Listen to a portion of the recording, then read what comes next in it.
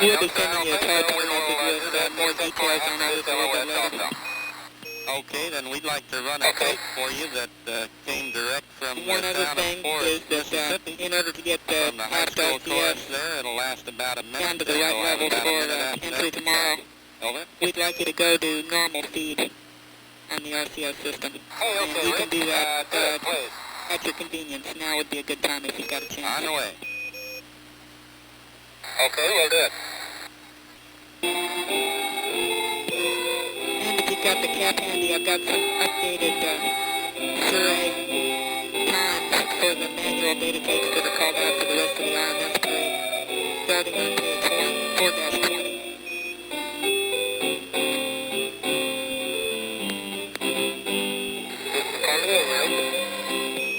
Roger, you're loud and clear now. We're in the middle of a handover. Oh, okay. Copy those updates for the side. Okay, on page 4-20, the on time will be 022145. 2145.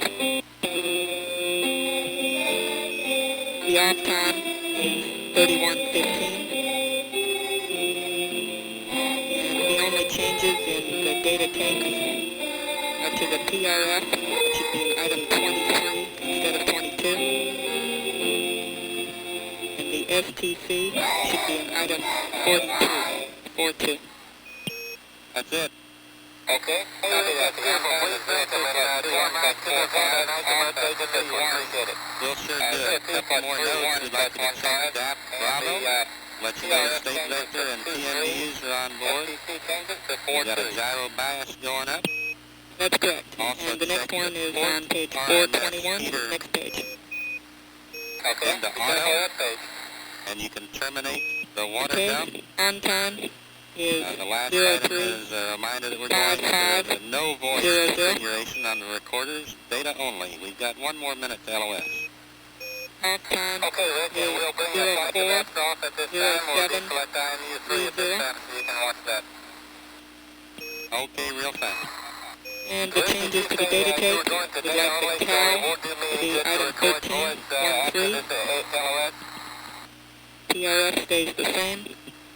Gain should Roger, be we'll item leave it in 30, voice record. 30. Go ahead and put that on the tape, And and the we'll configure that STC at the should be next item opportunity. 41. Okay, thanks a million, appreciate it. We appreciate the reminder. The on-time is Got a note from the Clemson team with 30 seconds to LOS. We're real proud to see the team of Bingo and Keely airborne. We're looking forward to you having a good sleep. And we'll be turning you over to the bronze team. We'll see you in the morning. You got it.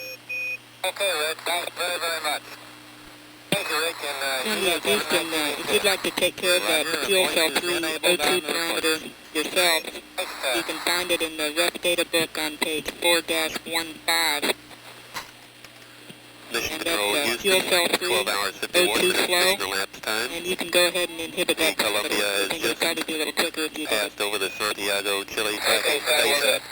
The last scheduled communication with the vehicle before the crew Yeah, goes to Houston, sleep. we've got data for another 5 minutes here over the States. We'd like to see your RCS reconfiguration where we've got data, if it's convenient for you We to just heard perform that now. a playing of a tape. Happy birthday salute by the Forest, Mississippi High School Chorus for Richard Truly on his 44th birthday Not sure today. whether you copied or not. I think we may have been in a handover when Forest, I Mississippi mentioned is it the before. hometown We saw of the evap-out temps go up to Dick about Truly's 50. father and And we'd stepmother, like you to take the Mr. and primary Mrs. James controller Truly. and cycle it off and then back on again.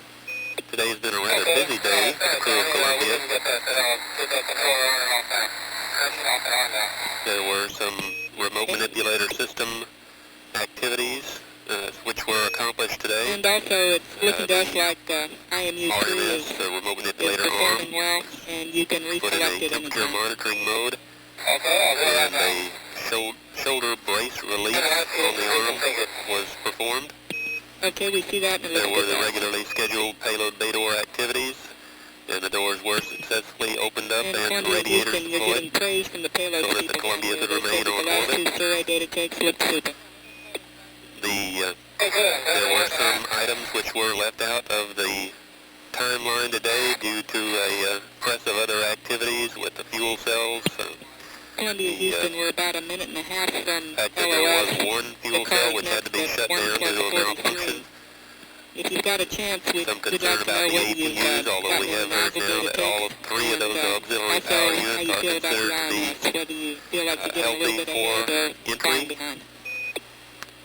A decision has been made on the basis of the problem with the fuel cells that we would move them all after 1 day and 4 hours mission elapsed time into the minimum mission crew activity plan, which is basically a 54-hour mission about the length of STS-1, which compresses and moves any of the activities up early in the mission in order to get those of primary Okay, importance just for completed information, it first. looks to us like you are a In the little event that bit we ahead. should have to bring it down early, If you feel there comfortable was with the it, we've possibility that been we talking might about have to maybe letting return you the vehicle at would the be end, if you finish entering early, and landing get the elbow cam on up there and Saturday the bay afternoon and if it do were the necessary, and beginning the of the decision group were two. made to cut the mission short. However, it has been emphasized that there is the potential for Okay, good. We'll continuing talk to on you a at the time. day-by-day basis through possibly the end of a normal 5-day mission.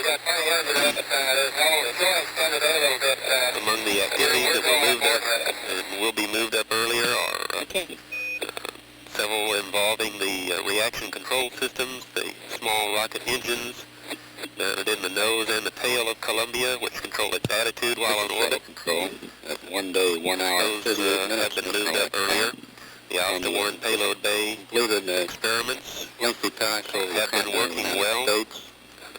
The most obvious of those is the big Sur-A radar antenna, the side-looking radar antenna. And Dr. Charles Delancey, the principal investigator on that, reports that his instrument is working fine, and there have been several data takes during the day today. There was some interference and some replanning necessary because of the fuel cell problem, but they do expect to get quite a bit of data in spite of that problem. At 12 hours, 55 minutes mission elapsed time, this is Mission Control. Payload Control Center reported that the Columbia got outstanding data, folks, and sailed in this house. We plan to delete the forward reaction control system first so that we can retest them with more hosted data takes. And third, the crew felt that he was a little ahead on the RNS work. And John concurs with that, and it's possible we may be able to put some work on group 2 of those tests later today. He reported feeling good, willing to extend their day today, and we'll have to do that. There's an erratic transducer on fuel cell 3 that's caused alarm when the plug-in. It is an instrumentation problem. There is no problem with the fuel cell, and the parameters on that will be changed to prevent alarms from disturbing the crew. We're about 3 minutes away from acquisition at the car.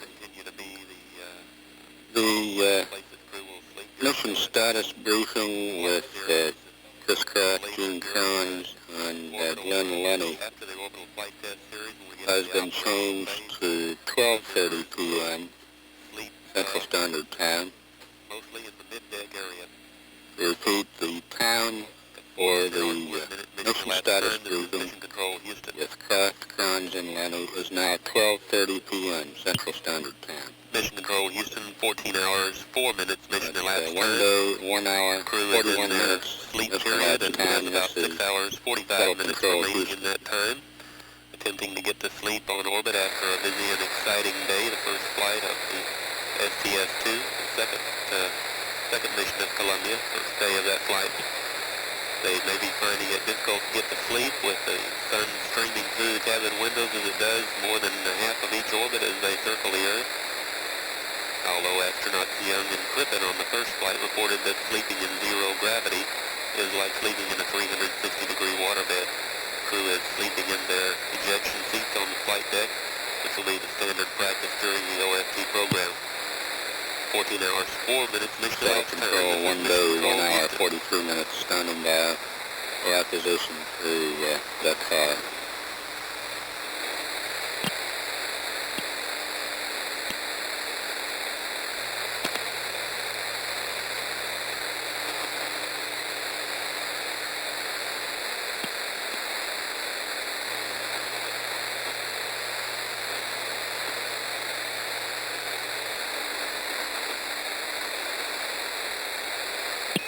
Columbia, Houston through the car for 5 minutes. How do you read?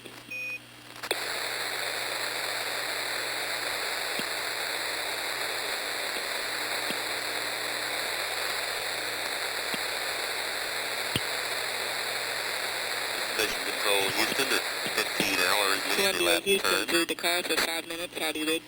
Orbiter Columbia is on its 11th orbit. around the Okay, Earth we're on live. this There's a lot of background noise, but you second read flight it. of the orbital flight test program.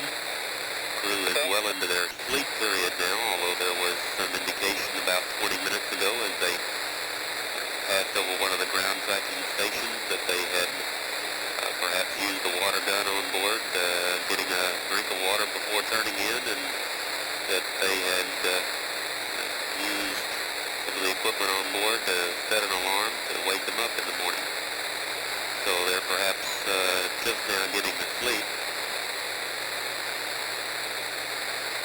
It appears that we will be operating the OSTA-1 instruments during the night. There have been some concern earlier that with some reflected transmitter power on the survey antenna appears to be have been resolved and should be operating those instruments automatically or from the ground during the night. 15 hours and 2 minutes mission elapsed time. Columbia, Houston, if you could give us a voice check and maybe a short count, we could set the squelch that would help us come down here. This is mission control at Houston at 16 hours mission elapsed time. Columbia is on its 12th orbit around the Earth and is now passing over the southern part of South America. Okay, thanks a lot. Santiago, or just past the Santiago, Chile tracking station.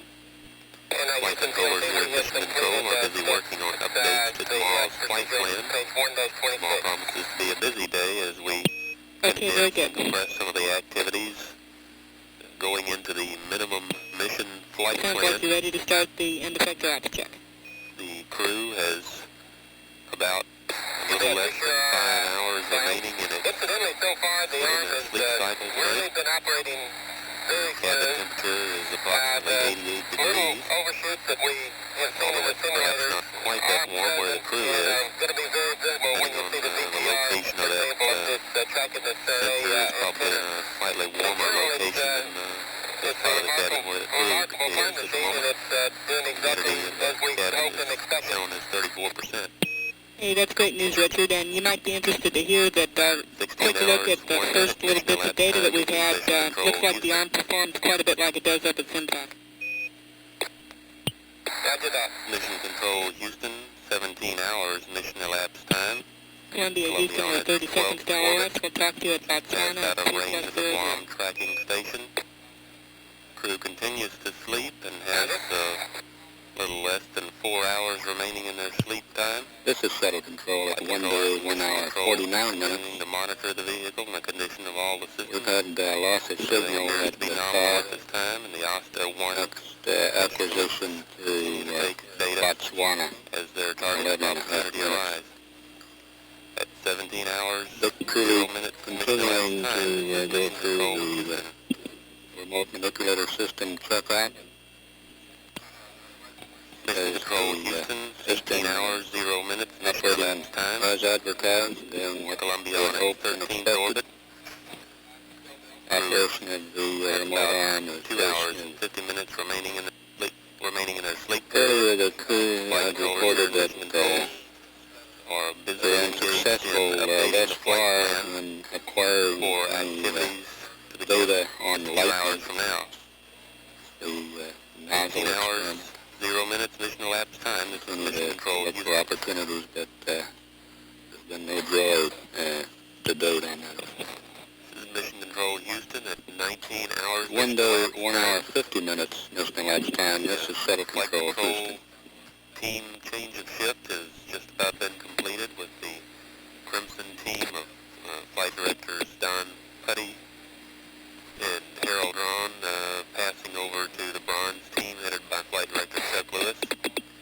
We have a change of shift briefing for the outgoing Flight Control team scheduled at approximately 4:40 a.m. this morning. The crew has about 1 hour and 50 minutes remaining in their sleep period, and then we'll await to face a revised crew activity plan that has been put together here this evening in Mission Control for a full day of activities later today. At 19 hours mission elapsed time, this is Mission Control Houston. This is Shuttle Control at mission elapsed time of 19 hours 26 minutes. Flight Director Don Putty now estimates his change of shift briefing will begin at 5 a.m. Central Standard Time. Change of shift at 5 a.m. Central Standard Time in room 135 of the JSC News Center.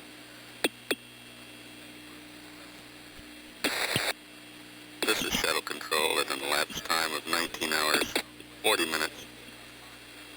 Flight Director Don Putty has left the control center en route to the news center for change of shift briefing. Is estimated to begin approximately 5 a.m. Central Standard Time.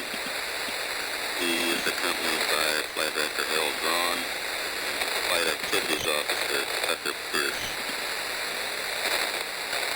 Change of shift briefing will be in room 135, 1 day, 2 hours as the last Space Center. Approaching a very short acquisition to Botswana. 9 minutes remaining. Low elevation will stand by for sleep period. Put any air ground communication. 19 hours, 41 minutes mission elapsed time. This is Shuttle Control.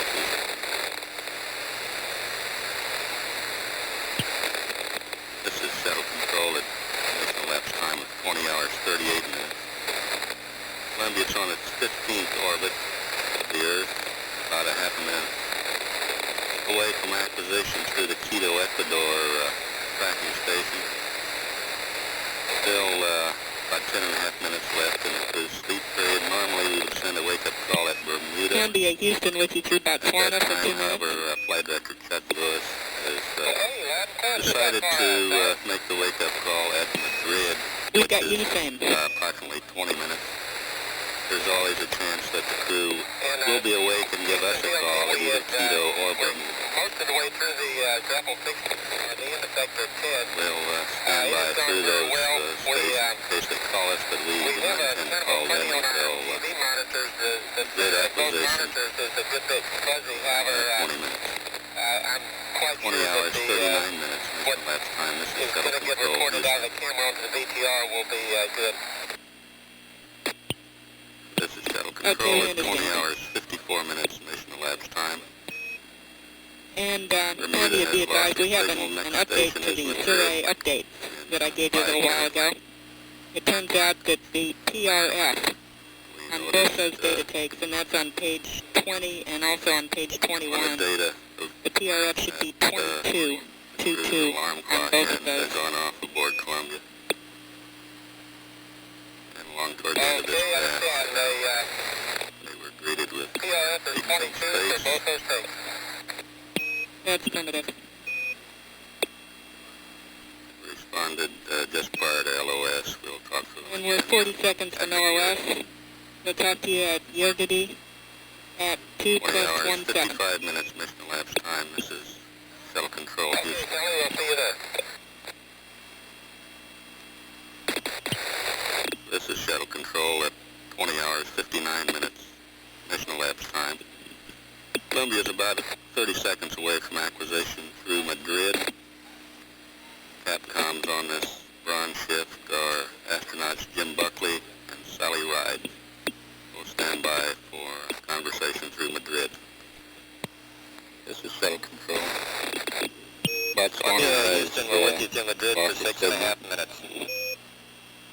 Columbia's next station Okay, is Houston, where you at? Yogadi. 14 Okay, minutes. Joe, we've got you loud and clear also. We're going to be sending a email up to clear the SPC buffer INS undefector it test. got locked up during the night, and we want to clear it so we can use it. This is Shuttle Control, Houston. Okay, Jim, do you need a backup? Negative. No, I'll be looking forward to that info only. And we did send Ready to keep some going if you are. telephone messages during the night. If you've had a chance to look at them and have any questions, we're ready to talk This is about Shuttle Control at window 2 hours, 17 minutes mission elapsed time.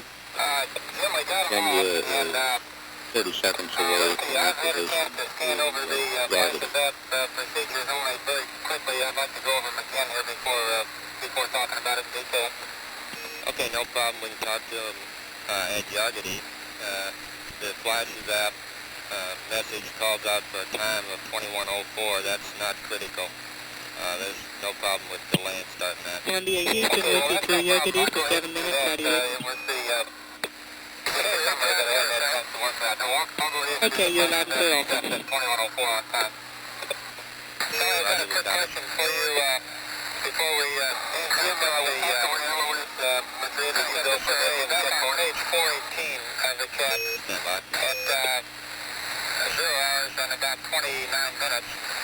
In regard to the SMZ point, we've got some DCU equivalents that we're going to need to do, so we'll give you a call when we'd like the SMZ Stand by. point. And we won't need one at this time. Okay, Jim. Columbia, Houston, we'd like the recorder, the PCM recorder in the The message about RMS, I believe I understand what you want today. And okay, we'll see the in RMS, I'm not looking at the book right now, but the RMS has completed the ineffective test. We're ready with the DCU equivalents at this time. And if you could give us maneuvered it so that it is ready to do an approach to the grapple feature after we get through with the survey.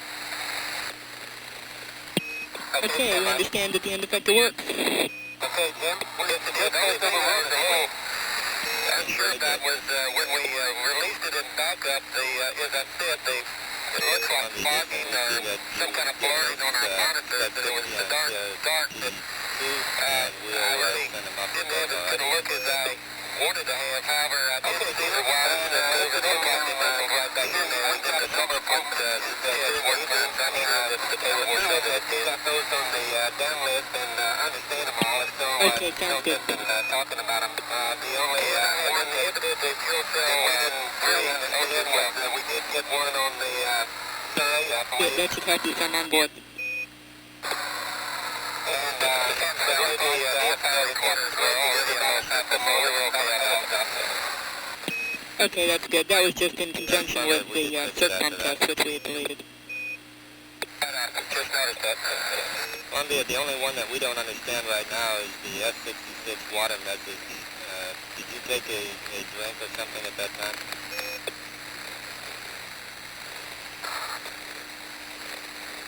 Well, we got a whole bunch of S66 water messages, and I don't remember any that we didn't understand. There was, and we have been, running the water down there. Okay. Jim, I'll tell you, this sure beats working for a living. I'm glad to hear that. Naturally, we didn't we did get a pretty good sleep last night, but hard to sleep with all those opportunities to watch things.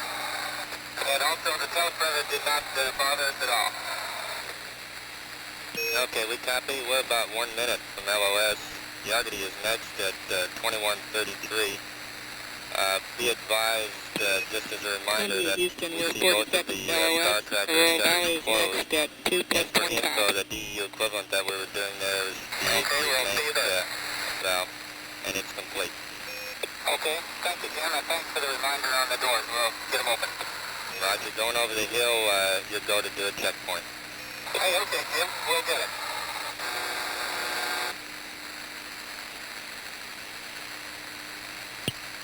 This is Shuttle Control. Madrid has loss of signal. Next station to see Columbia is Yargady, Australia, in 27 minutes.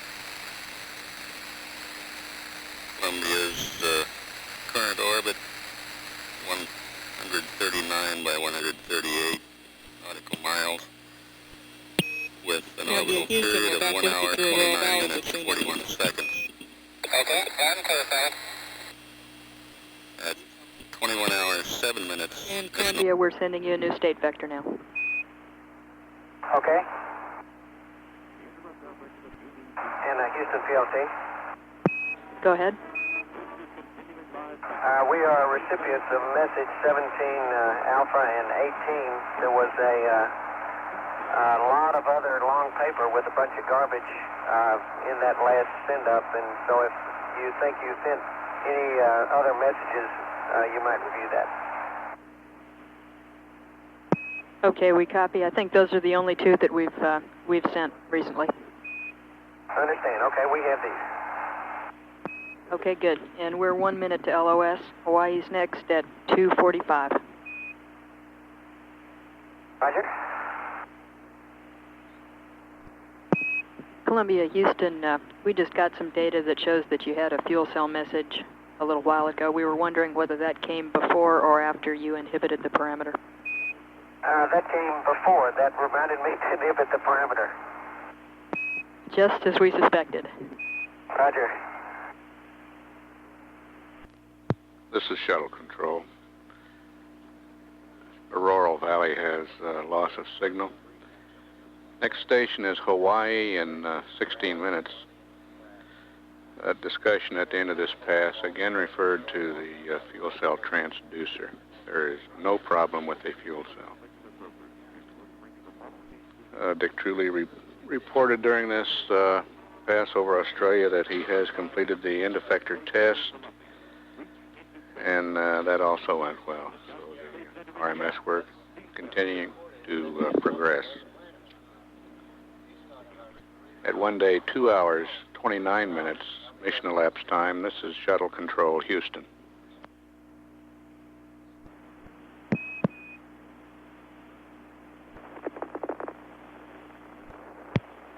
This is Shuttle Control at 1 day, 2 hours, 44 minutes, mission elapsed time. Hawaii will acquire Columbia momentarily.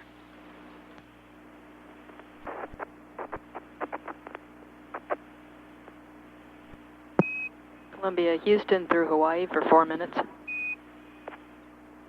well, I'm clear, Sally.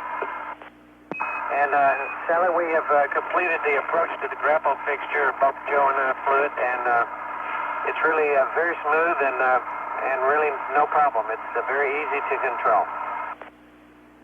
Okay, good. We copy. And we're now just getting ready to do the cradle in the single mode on page 1-36. Okay, and we'll be interested in hearing how that comes out. Okay?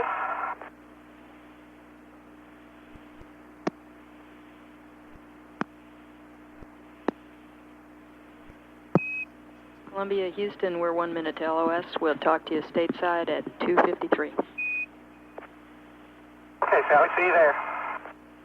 Okay, and just a reminder, that's going to be a real-time TV pass. Okay, may get to see some cradling. Okay, and something that might help on the monitors, we think that if the brightness is turned up too high, that may decrease the sensitivity there, so you might try adjusting the brightness a little.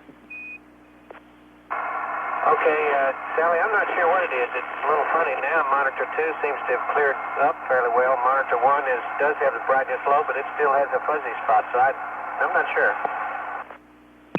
Okay. This is Shuttle Control. Hawaii has LOS. Columbia is on its 19th orbit. Buckhorn will pick up Columbia in about 2.5 minutes. We will have live television during this pass over the continent of the United States.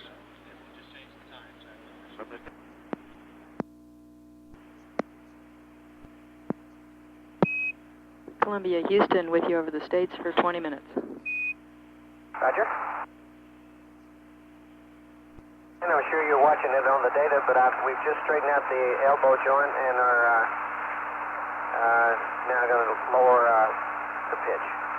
Pardon me, the shoulder pitch. Okay, we're watching.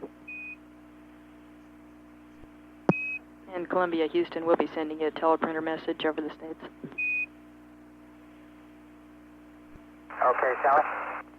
And it'll be the cap update for the rest of the afternoon. Okay, very good. And we've got a great picture from camera Delta of the arm going down into the cradle. Hey, good. I tell you, the old eyeball looking out the window is the best alignment device, I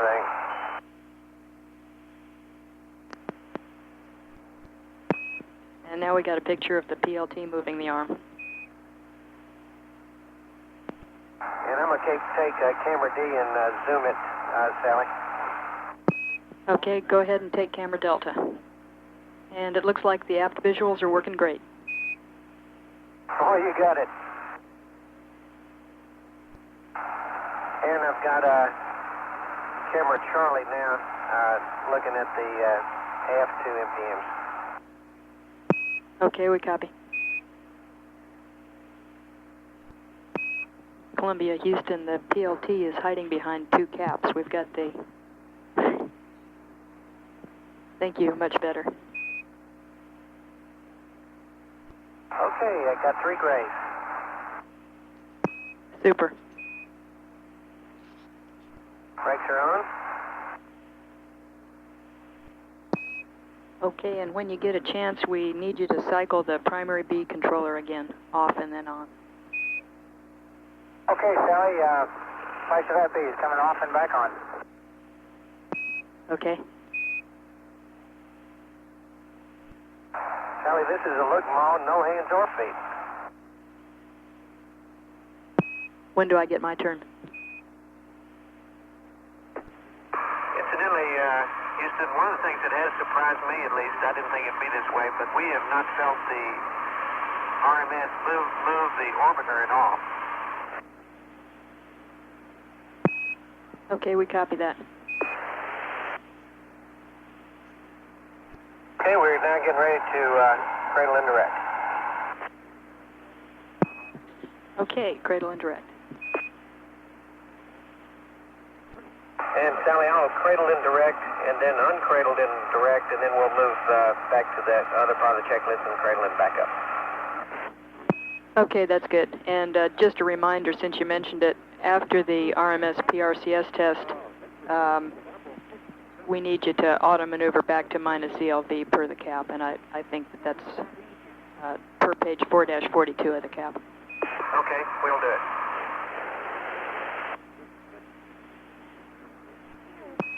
And Columbia, if you're not using the D camera, we'd like to move it around. Yes, you can have it, Sally. Okay, we'll take Delta. Columbia, Houston, if you could select the elbow camera vice the wrist camera, we could pan that around also. Okay, Sally. Okay, you got the elbow. Thank you. Houston PLT, you still there? That's affirmative. We're watching camera Charlie. Okay, it's not hard, but because of the low damping in direct, it takes longer and it's a little more difficult, if that's the right way to put it. But there's enough low damping that when I, for example, hit an input on the elbow joint, it tends to bounce the pitch a little bit, even though I've got a gray on pitch and it hasn't been changing. Okay, we were noticing that the dynamics were pretty impressive. The arm is oscillating quite a bit out there by the wrist. And Columbia, be advised that we just saw camera Bravo show an overtemp. Okay, Sally, we'll take it off for a while. Thank you a lot.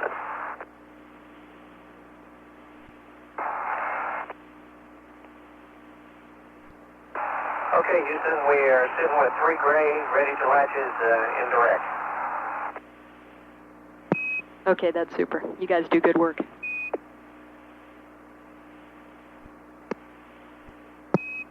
Columbia, Houston, we're 1 minute to LOS. Dakar is next at 3+16. And that's super work on the TV. Roger, see you there. Okay, and I'm going to turn you back over to the Marines. Hey, good. This is Shuttle Control. Columbia has moved out of range at Bermuda. Next station, Dakar, in 3.5 minutes. A reminder that the mission status briefing will begin at 12:30 Central Standard Time in the Building 2 auditorium, about 7 minutes from now. At 1 day, 3 hours, 13 minutes, this is Shuttle Control, Houston.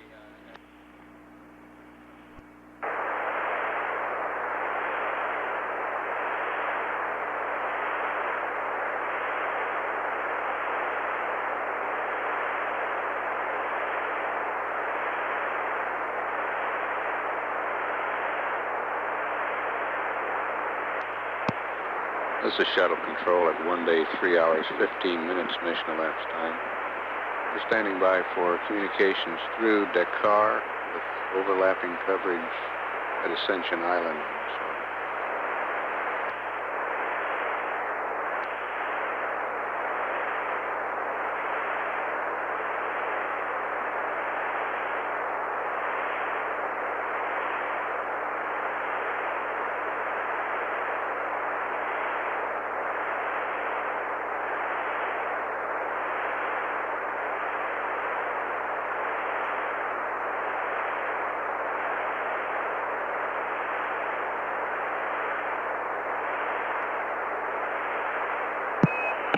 Columbia, Houston, we're with you through Dakar and Ascension for the next 10 minutes.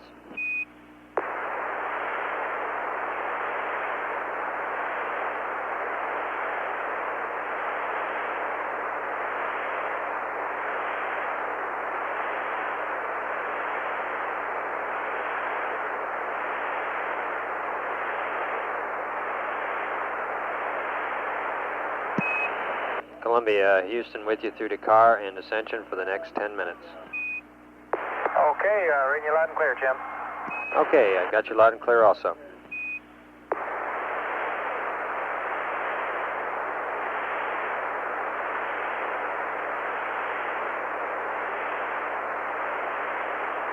Houston, PLC, why don't you get somebody to call out there to that tracking station in Dakar and tell them how glad we are to have them aboard.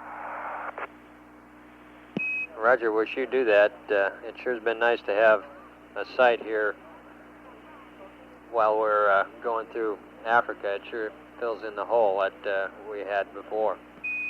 Well, it sure is. That helps a whole lot, Jim. Columbia, Houston, in regard to a question you had earlier today about the Surrey forward power message, I've got some words on that. Okay, go ahead, Jim. Roger, apparently what's happened is we're seeing a drop in output power down to about 750 watts and then back up to around 900 or 1,000, which is what normal operating power is. The lower limit was set at 800 watts, so that's why you got the message. However, they'd had a chance to take a look at all the data they've gotten in, and there seems to be no problem with it operating at the lower 750 limit. The data all looks good, and everybody's pleased with the data we're getting for all of the passes. Okay, very good. And one other question for you, Columbia. We're trying to track down the water messages that you got during the night, and we're trying to determine whether they're associated with the use of the WCS or with use of the water gun. If you could shed some light on that for us, we sure could use some help in tracking that down. Jim, there was one of them that was associated, I believe, with the WCS, I don't know if there were any others or not. I'm sorry. We did have a number of them. Okay, we copy. And if it happens again, we'd appreciate knowing if there's an event that occurs that's associated with it.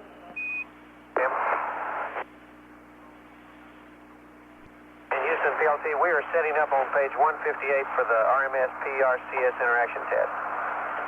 Okay, we're there and following you. Columbia, Houston, no need to acknowledge. Over the States, we sent you up message 19 Charlie, which is the cap update for this afternoon. Get a chance to look at it at your convenience. If you have any questions, we'll be ready to discuss them with you. Okay, Jim, thank you much. We'll get it out just as soon as we finish this test.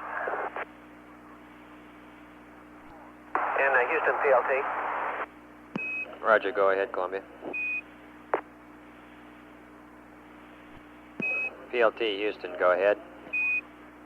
Roger, Jim, I do not have right in front of me the message you sent this morning about the RMS. I believe the instructions were, and if you could clarify quickly while we're AOS, to go ahead and do those steps in this PRCS that you wanted done, and then to cradle and backup. Would you confirm that, please? Okay, stand by.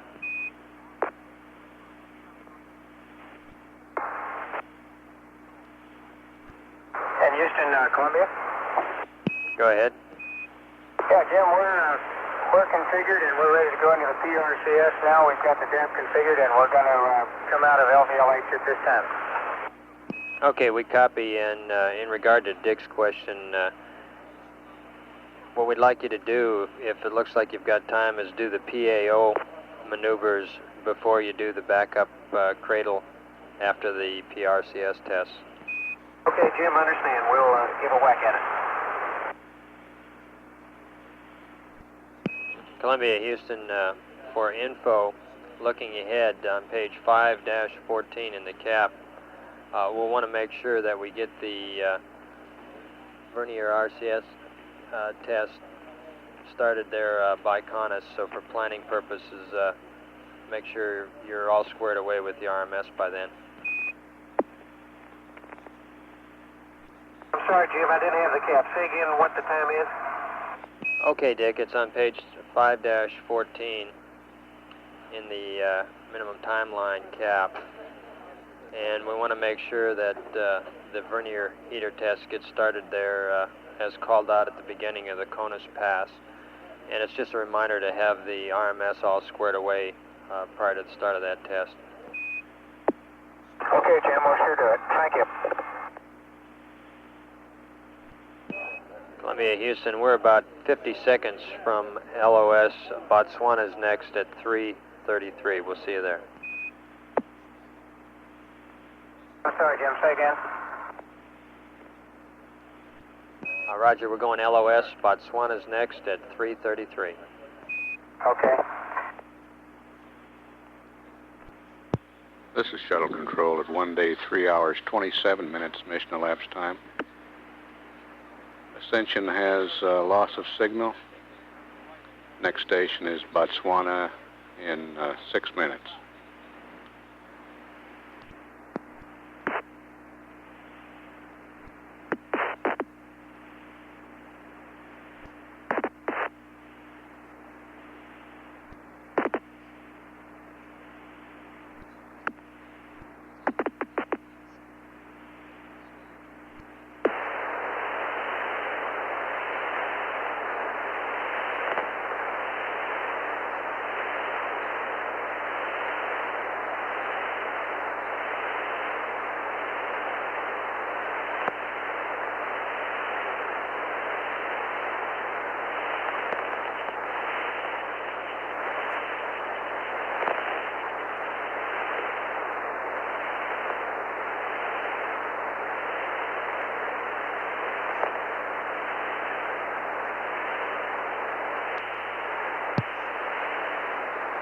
Shuttle Control at 1 day, 3 hours, 33 minutes mission elapsed time.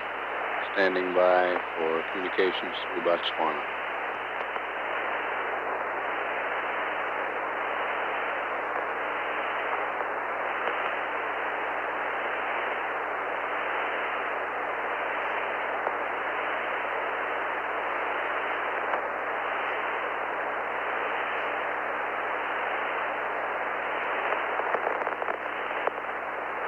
Columbia, Houston, we're with you through Botswana for 5.5 minutes. Okay, Jim, reading you loud and clear. Roger, have you loud and clear also. And Jim, we're setting up for step 10 on page 159. Okay, I copy.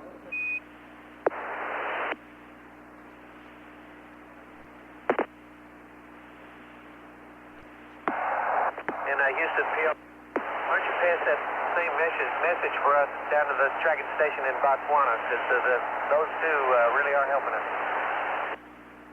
We'll sure do that.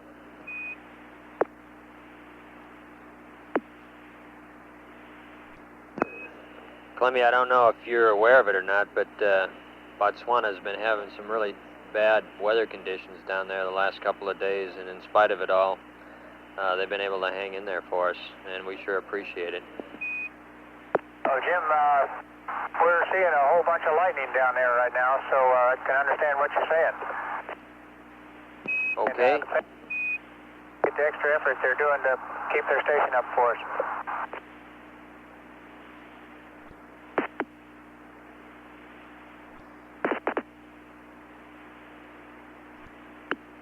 Columbia, Houston, in regard to that lightning that you see, if you think you can get some nozzle data on it, we'd sure appreciate it. We've got another rev coming up. The next rev will also be going over the same area, so you might want to plan on that, and we'll have a pad for that one. Okay.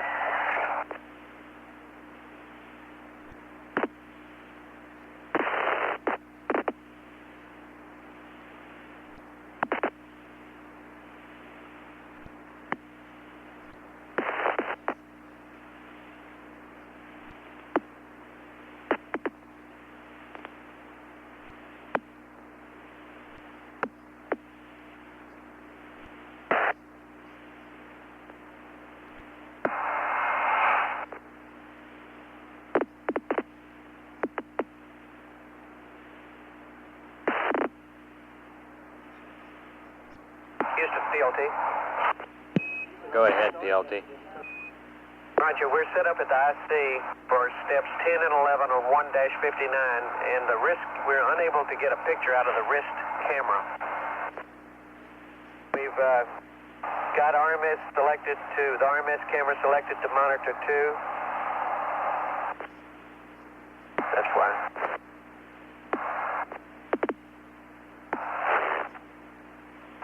Let us switch a couple of switches. Okay, we're about a minute to LOS. Yergity is next at 3 plus 52, and we'll see you there. Okay, if we can't get this wrist camera to work, we're going to pick one of our choice and go ahead and do the test, over. Roger, understand. Just press on. Okay.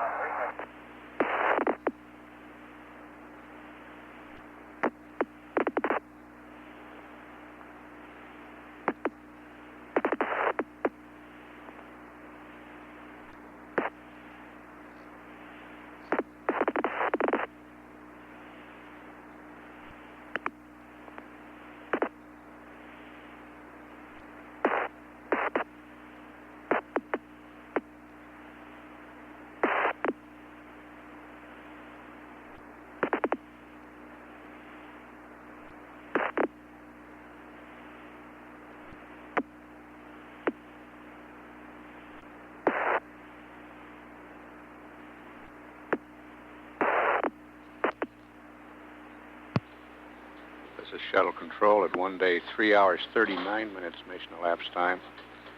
Columbia's out of range at Botswana now. Next station is Yargity in 12 minutes. This is Shuttle Control, Houston.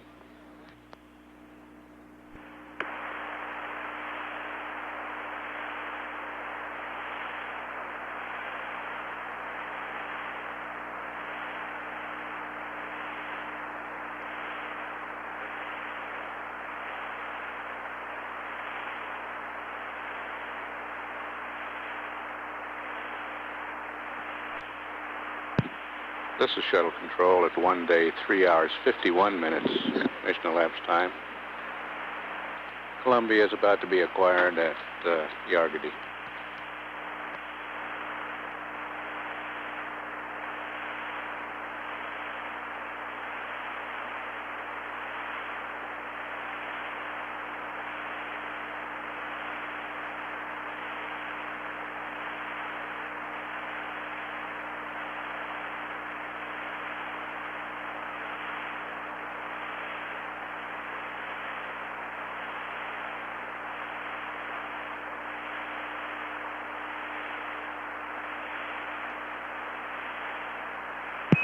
Columbia, Houston's with you through Yargady for the next 7 minutes.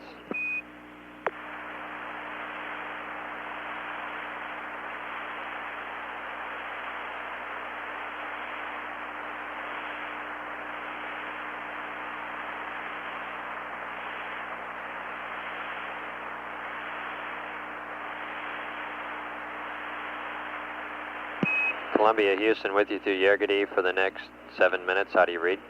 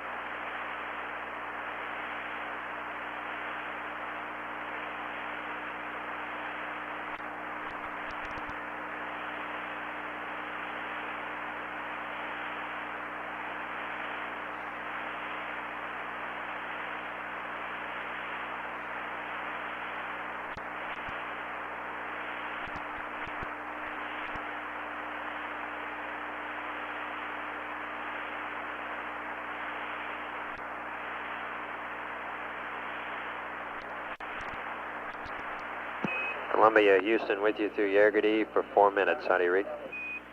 I'm clear, Jim. And we're just bringing the survey up now.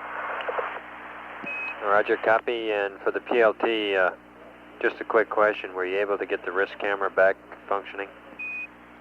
No, we weren't. As a matter of fact, we were unable to get the wrist nor the elbow camera to either operate or, in the case of the elbow camera, to pan or tilt.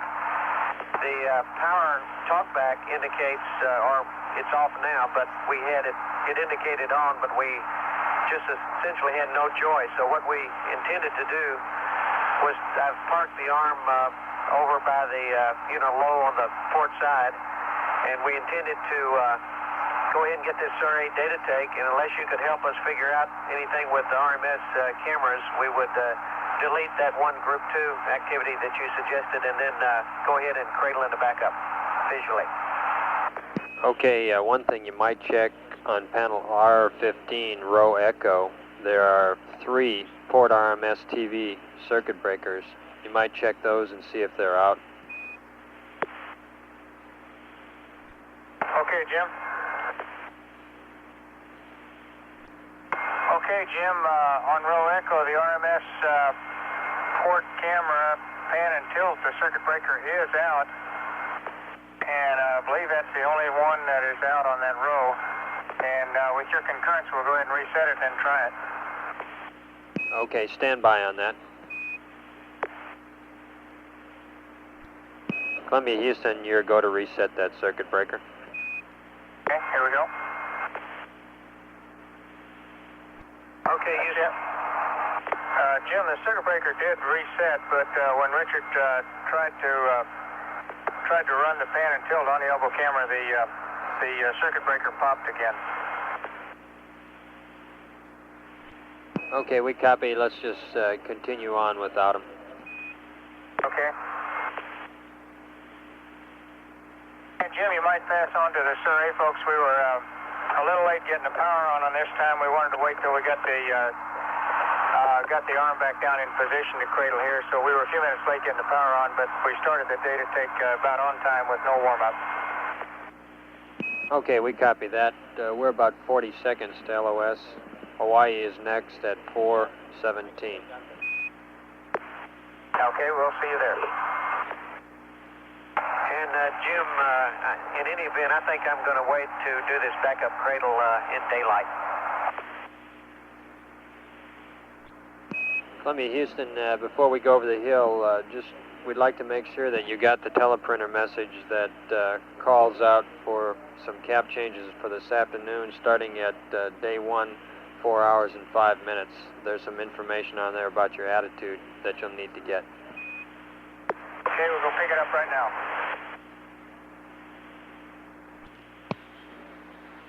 This is Shuttle Control.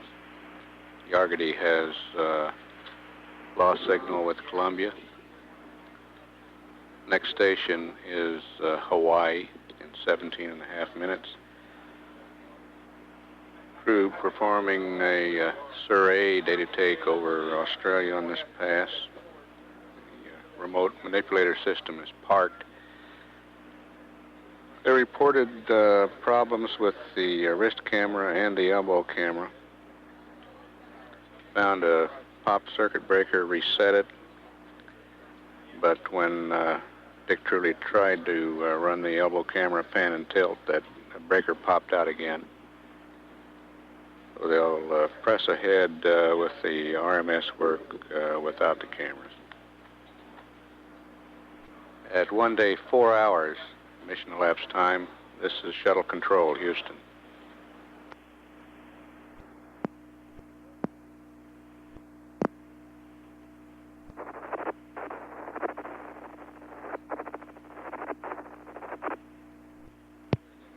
This is Shuttle Control at 1 day, 4 hours, 17 minutes mission elapsed time. Shuttle is approaching acquisition through Hawaii. Houston, Columbia, do you read? Columbia, Houston, with you for 7 minutes. Go ahead. Okay, Jim, we've terminated the Surrey and secured it, and we've configured for the VRCS heater test. We're still in verniers until Dick gets the arm cradled, and he's got some works for you on that. Okay, go ahead. Okay, Jim, in a nutshell, I've just gone to backup power, and I did a phasing check just to make sure that everything was okay, and I cannot get the shoulder yaw joint to drive either positive or negative in backup.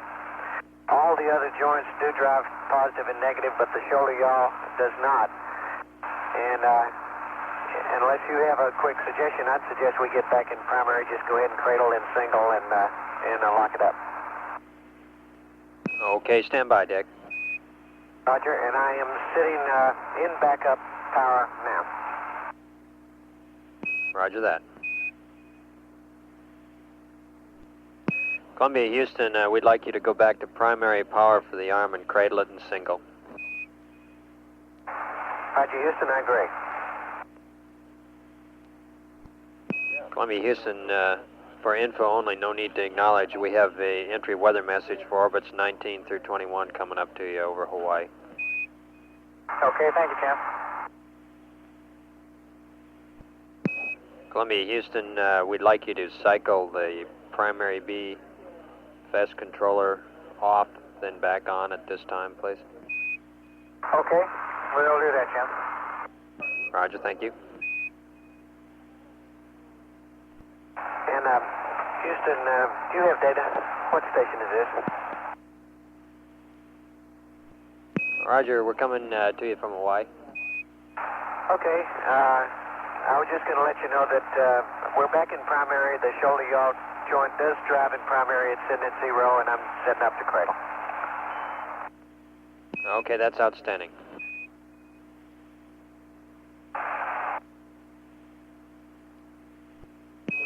Columbia, Houston, we're 1 minute from LOS. CONUS is next at 4 plus 27. We'll see you there. And for info, the Surrey data take that's called out at 4 plus 00 will be commanded via SPC, which we got on board at Hawaii. Okay, say the time, the one that's going to be commanded again. Okay, that just is called out in the cap at 4 plus 00. And the SPC was brought on board at Hawaii. Okay. This is Shuttle Control. Columbia is out of range of the Hawaii station. Buckhorn will have acquisition in 2.5 minutes. During this pass over Hawaii, Dick Truly reported that he could not get the remote arm shoulder yaw joint to drive in backup power. He has gone back to primary power and is cradling the remote arm at this time. We'll stand by for this pass over the continental United States. Columbia, Houston with you through the States for 19 minutes. Okay, Jim. And Houston, just to verify, once we get the arm cradled and we go back into the primary jets, we're operating on, looks like we'll be operating on a 10-degree deadband, and is that going to be sufficient for the Surrey? Roger, in regard to the deadband, if you look on message 19 Charlie, line starts on line 11, we'd like you to operate in a 5-degree deadband, except when we have a Surrey data pass, then we'll go to a 0.5-degree deadband. Hey, okay, Jim, thank you. And Houston PLT, I've got 3 gray ready to latches. Roger, we see him. And if you go, Houston, I'm ready to latch it up and roll it in. Roger, we'll go for that. Roger. Okay, the arm is latched. It took about 7 or 8 seconds. Roger. Columbia, Houston, we're ready to monitor the Vernier jet tests, and we need to select normal jets when you get all squared away, and also a reminder on 016 row F to get the Vernier driver off. Okay, Jim, we'll do that, and the DAP is set up, and we'll go to Camp Bravo now. Okay, mighty fine, Joe.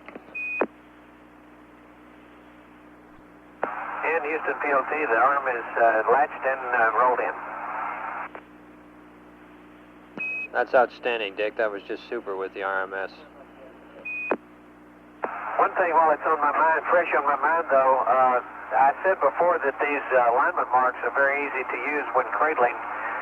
There is one small funny, however, if you in the forward MPM, if the alignment marks are lined up exactly at 0, the alignment marks line up. However, when lowering the elbow into its MPM, that mid MPM, the elbow looks both visually and with the alignment marks to be outboard a little bit, so I had to use a little bit of shoulder yaw to get it to line up exactly. It's no problem, but the 2 alignment marks are not exactly compatible with each other. Okay, we copy that. But all in all, I think she worked real well. We certainly concur with that. Columbia, Houston, I've got a couple of quick items for you. The first one is a nozzle opportunity. Okay, go ahead, Jim. Okay, we're looking for thunderstorms over South Africa, and the time should be 5:08, and that's available to 0514. You'll use the night setting, and we'd like you to use 2 magazines for the data take if you can get them. Okay, we got it. Columbia, Houston, just looking ahead in the cap, if you have some VTR for playback later on, we'd appreciate you giving us a call on that so we can look ahead in the cap to schedule it later on this afternoon. Okay, Jim, I've got about a little over 2 cassettes of the test VTR that I ran, during the RMS. If you'd like that, it certainly is available. Okay, if we get back to you on it, looks like our opportunity for that will be our next CONUS pass, and we'll get back to you with it. Okay. Columbia, Houston, just a quick question as to how the heartland of America is looking.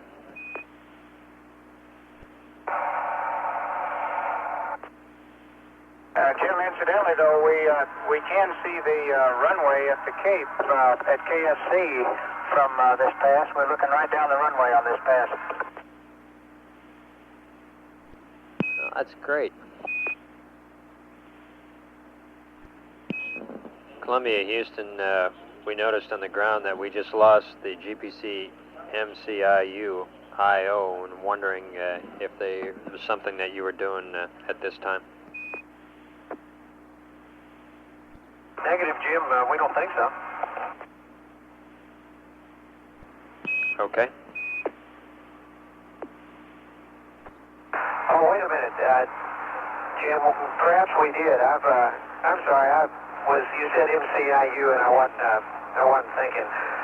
As a matter of fact, I was going to ask you what procedure in the PDRS checklist do you want me to use to put the arm in the configuration that you wanted? Okay, just a minute, Dick. We'll want to check that for just a second. Columbia, Houston, we think all you need to do on Spec 94 is an item 5, and that'll get the IO back in there. Okay, Houston, I've done that. And Houston, we're going back to Depth A at this time. Roger. Okay, Richard, that did the trick, and we need you to cancel safing, and we should be all squared away. Okay, I hit the saving cancel switch. The GPC data light went away. I do not have the port arms selected, so the saving is still volatile. Okay, your configuration looks good, Dick. Roger, thanks, Jim. Houston, PLT. Go ahead, PLT. Okay, some information on the PDRS DACs that we're running. Towards the end of the testing where we were using the DACs, the run light on the low aft DAC didn't illuminate. It did not have an end of film, but we'd turn it on and it just wouldn't show run. And that was only on right at the end of the data. And then just before we took the last data using the DACs, we did get an end of film in the mid-aft DAC. Other than that, I think all the data was achieved. Okay, we copy. Columbia, Houston, we're about 30 seconds to LOS. Ascension is next at 4+55. And we'd like to confirm that you're in the tail-only option at this time. If you're not, we need you to go to tail-only. Okay, Jim, sure will. Thank you. This is Shuttle Control. Bermuda has loss of signal. Next station is Ascension in 8 minutes. The remote arm has been secured. Operations of the remote manipulator system are over. Crew reported, Joe Engel reported seeing the runway at the Kennedy Space Center. At this time, the vernier reaction control system injector heater test is underway.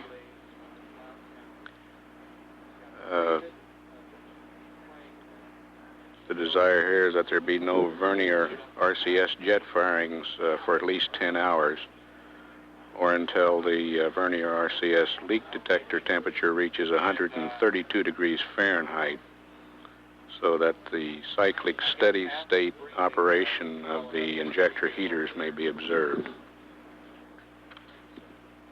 Observing this cycling will provide an indication of heat loss through the known thermal conduction paths. There is some concern that these heaters may be marginal in size to compensate for normal heat loss when in a cold attitude, and actual flight test is required to determine their adequacy. The test was placed on this flight since STS-2 attitudes will result in cold vernier RCS injectors. The forward RCS test that had been planned for today was canceled, so that additional OSTA data takes could be accomplished. At 1 day, 4 hours, 49 minutes, mission elapsed time, this is Shuttle Control, Houston.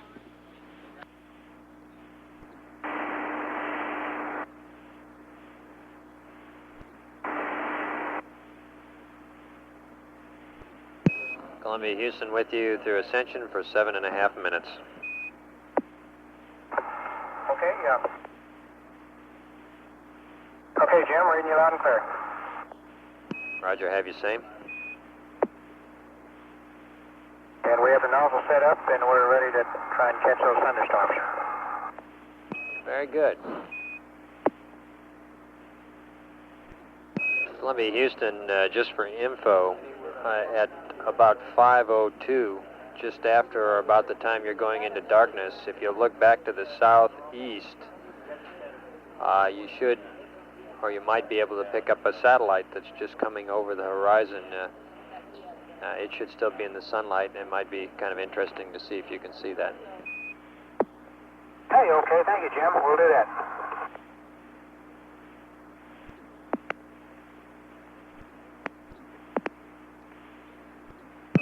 Columbia Houston, we're about 2 minutes from LOS at Ascension.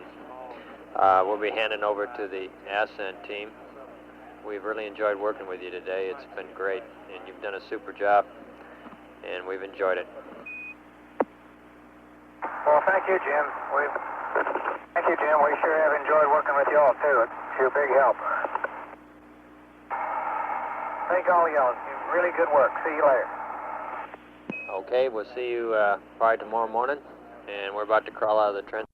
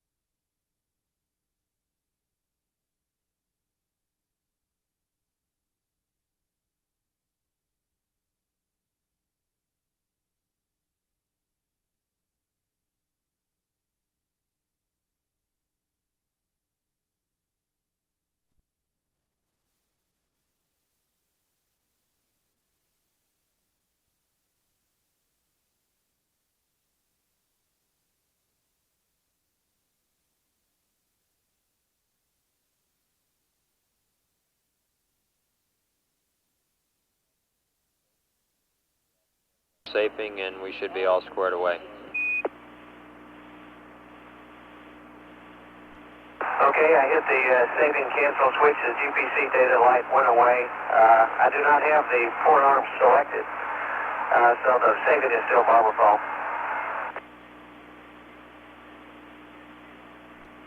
Okay, your configuration looks good, Dick. Roger, thanks, Jim. Houston, PLT. Go ahead, PLT. Okay, some information on the PDRS DACs that we're running. Towards the end of the testing where we were using the DACs, the run light on the low aft DAC didn't illuminate. It did not have an end of film, but we'd turn it on and it just wouldn't show run. And that was only on right at the end of the data. And then just before we took the last data using the DACs, we did get an end of film in the mid-aft DAC. Other than that, I think all the data was achieved. Okay, we copy. Columbia, Houston, we're about 30 seconds to LOS. Ascension is next at 4+55. And we'd like to confirm that you're in the tail-only option at this time. If you're not, we need you to go to tail-only. Okay, Jim, sure will. Thank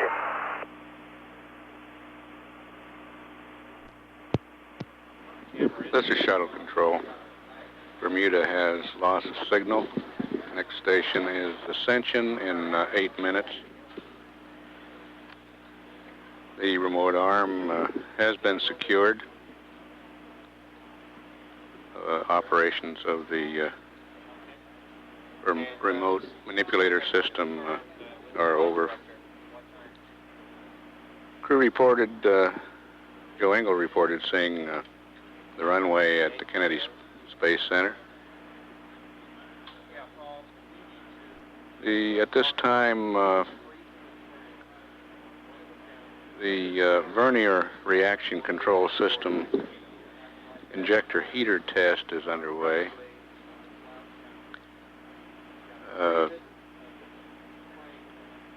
The desire here is that there be no vernier RCS jet firings for at least 10 hours, or until the vernier RCS leak detector temperature reaches 132 degrees Fahrenheit, so that the cyclic steady state operation of the injector heaters may be observed. Observing this cycling will provide an indication of heat loss through the known thermal conduction paths. There is some concern that these heaters may be marginal in size to compensate for normal heat loss when in a cold attitude, and actual flight test is required to determine their adequacy. The test was placed on this flight since STS-2 attitudes will result in cold vernier RCS injectors. The forward RCS test that had been planned for today was canceled, so that additional OSTA data takes could be accomplished. At 1 day, 4 hours, 49 minutes, mission elapsed time, this is Shuttle Control, Houston.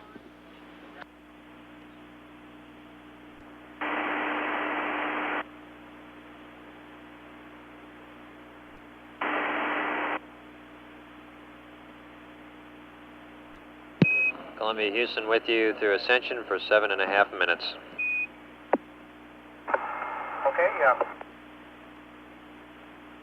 Okay, Jim, reading you loud and clear. Roger, have you same? And we have the nozzle set up, and we're ready to try and catch those thunderstorms. Very good.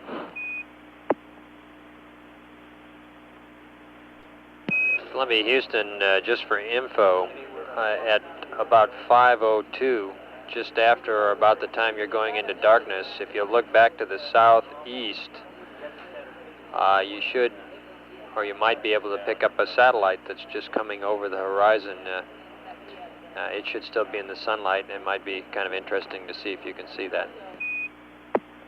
Hey, okay, thank you, Jim. We'll do that.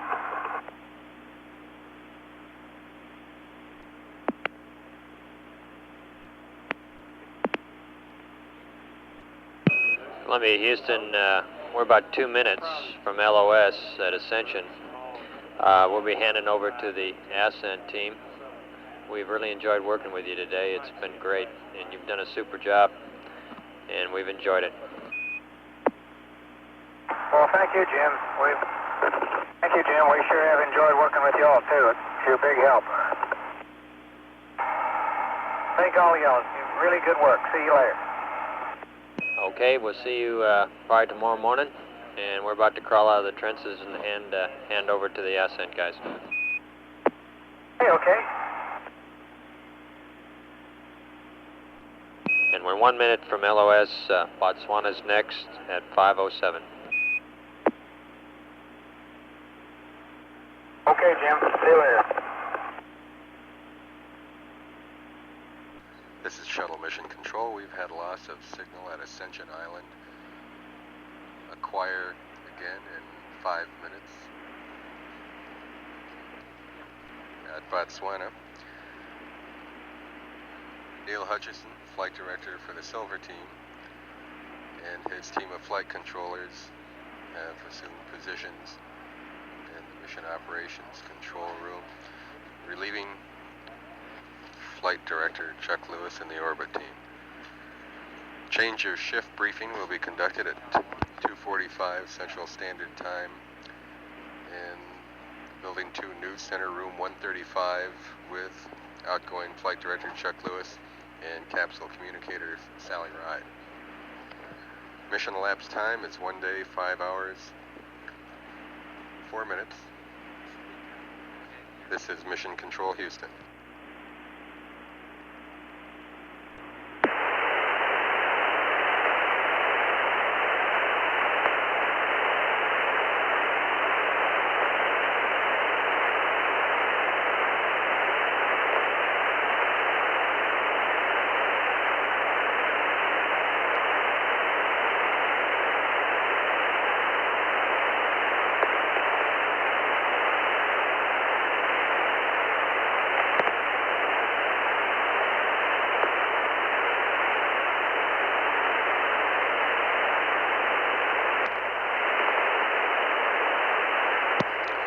Shuttle Mission Control, coming up on acquisition of signal at Botswana.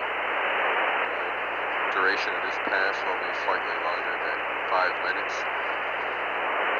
Columbia Commander Joe Engel had earlier said that they were configured for nozzle testing by optical sensing of lightning. Columbia is presently in darkness, just approaching the tip of South Africa. We should be reporting on the availability of nozzle Hello, testing. Columbia, Houston, UHF through Botswana. Hello there, Houston. We're reading you loud and clear, and we're coming up on Africa now, and we're looking for some thunderstorms. Roger, we have nothing for you, and happy hunting for the thunderstorms. Hey, okay.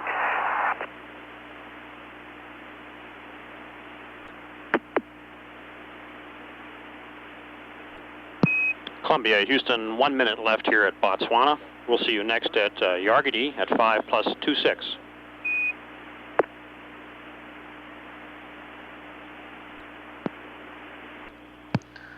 This is Shuttle Mission Control. Mission elapsed time 1 day, 5 hours, 13 minutes. Had a loss of signal at Botswana. Acquire again in approximately 12 minutes at Yargady over Australia. Duration of that pass will be 7 minutes and 20 seconds. The vehicle will cross the terminator just before passing over the coast of Australia, which will represent the end of opportunities to take nozzle photographs during this current orbit. Cabin temperature on board Columbia is 85 degrees and steady. Humidity is 34%. and stable. Have acquisition of signal in approximately 12 minutes. Mission elapsed time 1 day, 5 hours, 14 minutes. This is Shuttle Mission Control.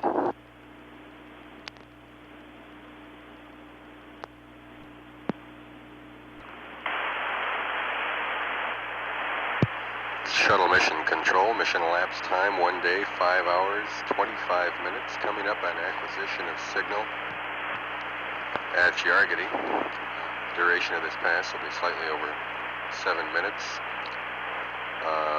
At this point in the flight plan, Columbia pilot Dick Truly would be going through the suit donning procedure, where he is for the first time in zero gravity putting on the pressure suit that he would wear during re-entry. And this is principally to establish reliable timelines on how long it takes to do that and how long it takes to ingress and egress from his seat, so that when we do prepare for entry day, we'll have a better understanding of the time it takes and the difficulties associated with that task. Flight Director Tommy Holloway and flight controllers are now configuring the vehicle for some RCS testing that'll be done. Columbia, Houston on UHF through Yargity. Roger, Houston, reading you loud and clear. Roger, you're loud and clear. Did we find any thunderstorms there at Botswana? Yes, sir, we sure did. I think Richard got a pretty good track on one of them. We saw one big one coming up, and one of us was playing spotter out the front window and lined up the overhead window to track it, and I think we got one pretty good. Roger, sounds good. This is a 6.5 minute pass here at Yargity, and was Richard donning a suit now? Yes, he is. Just now starting. Okay, thank you. We'll leave you alone. Okay.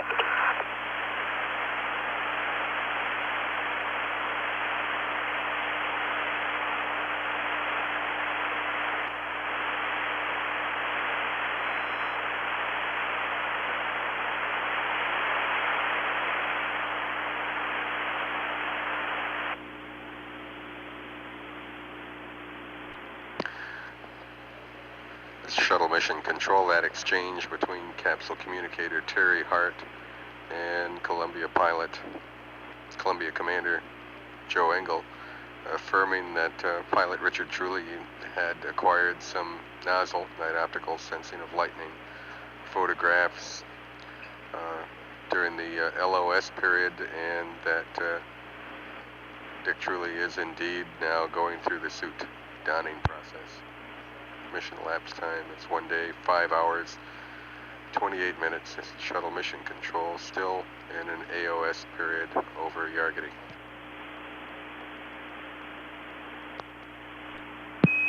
Columbia, Houston. Right, go ahead, Jim. Roger, got TJ here now, and we would like to talk to you sometime in the near future at your convenience about a procedure to close the port radiator, and we're thinking that may help our flash of VAP problem with it tripping off. TJ, I cut you out when I realized it was you and not Jim on, say again that transmission. Roger, at your convenience, when you have some time to listen, we'd like to talk to you about a procedure to close the port radiator, and we're thinking that may improve the problem with the flash of VAP tripping off. Hey, okay, if you could give us a couple of minutes, we'll be right with you. Sure thing. Take your time. I'll tell you, we have a Guam pass coming up shortly, and if you want to look at the procedure while we're talking about it, it's in the orbit PDP on page 3-20. The orbit PDP, page 3-20. We'll look at it and talk to you about it at Guam. And how far away is Guam? Roger, we have 3 minutes left in this pass, and Guam is about 10 minutes away. Okay, we'll look at that and be ready to talk to you about it then. Roger, sounds good.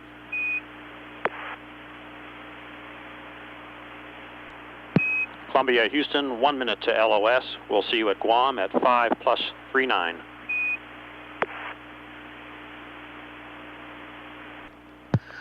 This is Mission Control, Houston.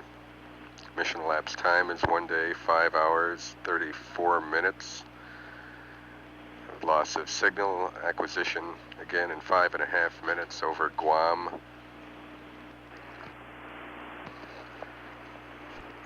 The capsule communicator, Terry Hart, TJ Hart, as he's called, is instructed Commander Joe Engel prepare for a procedure which would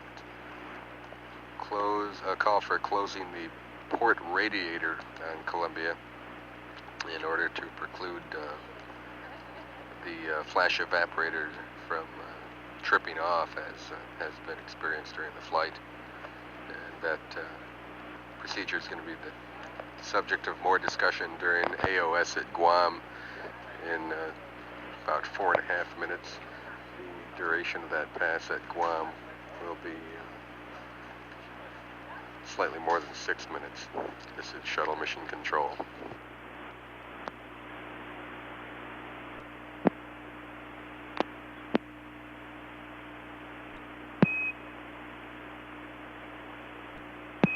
Columbia, Houston, we're AOS at a keyhole in Guam. Over. Okay, we got you, TJ, and lucky it's a keyhole because we haven't had a chance to look over the PDP yet. We'll get right to it. There's no rush on that at all. Take your time, and this will be a 7-minute pass after we're out of the keyhole.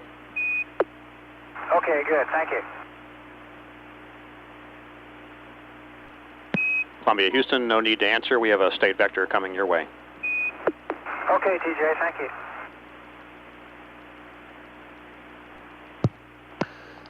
This Mission Control, Houston. We're now in that keyhole, which is just a 30-second gap in acquisition of signal. We will be out of that keyhole and in contact with Columbia again in just a few moments. Mission elapsed time is 1 day, 5 hours, 41 minutes. Columbia, Houston, 1 minute left here at Guam. We'll see you next at Hawaii at 5+54. Hey, okay, TJ, we're both aboard on the loop now, and we got our books open to page 321 if you want to give us a quick rundown of what that radiator is going to happen. 3-20. Roger, we think that the problem with the flash evap tripping off may be due to the high beta angle that we're flying at. The sun coming up underneath the port radiator, and we're thinking that by closing that radiator but not latching it, using this procedure and opening the starboard radiator circuit breakers, that we'll be able to stabilize the loops a little better. Over. TJ, you faded out there. You can try it again, or we can catch you then. Roger, we're going LOS. We'll see you at Hawaii.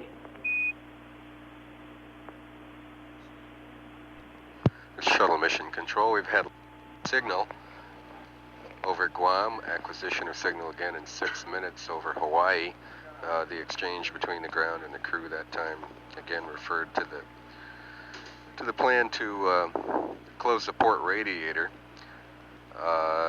in order to stabilize the flash evaporators, which had been observed to be tripping off from time to time.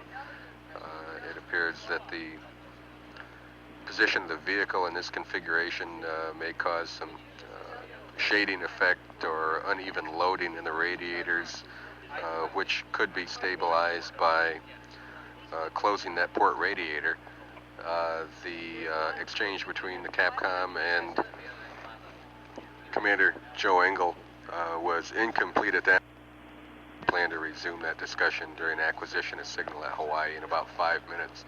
The duration of that Hawaii pass will be almost 7 minutes long. During this period, Columbia pilot Dick Truly would be continuing with the suit donning process, activating the fan in that pressure suit, again, which he would wear during entry, and going through seat ingress procedures. Mission elapsed time is now 1 day, 5 hours, 49 minutes. Have acquisition of signal again in just under 5 minutes. This is Shuttle Mission Control. This is Mission Control Houston, coming up on acquisition of signal over Hawaii. There will be another keyhole during this pass, which will represent loss of signal due to geographic irregularity at that location, and should be out of touch for only about 30 seconds during this pass. Total duration of the pass will be about 5 minutes.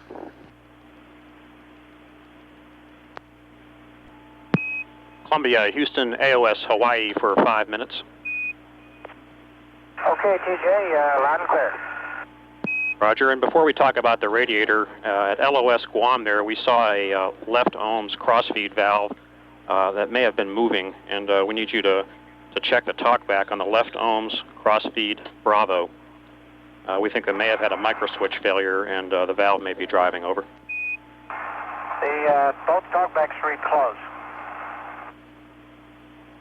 Roger, copy. Alpha and Bravo both closed.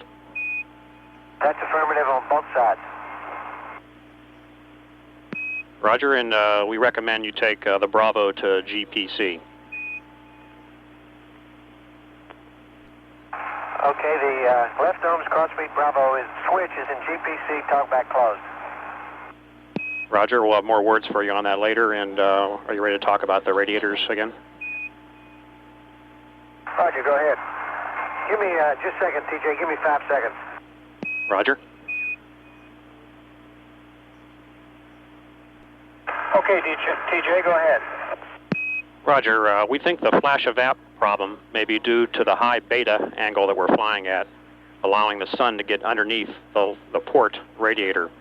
So we'd like you to do that procedure on 3-20 to close but do not latch, at a stow but do not latch the port radiator. And that will require pulling the circuit breakers listed at the bottom of the procedure for the starboard radiator. Over. Roger, and it's the port radiator that you want to be closed? That's affirmative. Stow, but do not latch. Understand. Okay, let us read this procedure real quick, and we'll see if we have any questions. Roger, and there's no rush on that, Richard, at your convenience. Okay.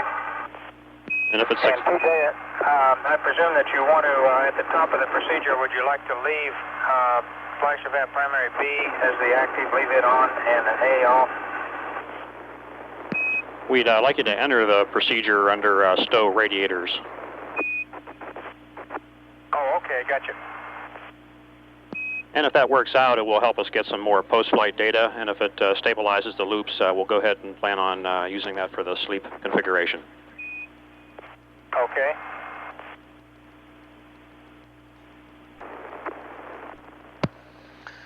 It's Shuttle Mission Control. We're now in that keyhole period, which represents loss of signal for just about a minute due to a mountain or some geographical. In Columbia, we have 1 minute to LOS here at Hawaii. We'll see you at Buckhorn at 6+02.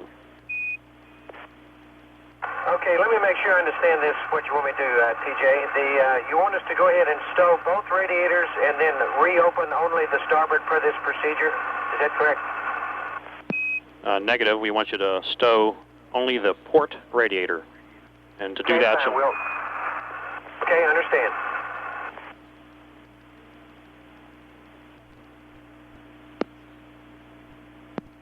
Shuttle Mission Control, mission elapsed time 1 day, 6 hours, 1.5 minutes, coming up on acquisition of signal over the mainland United States, with the Buckhorn station being the first to acquire.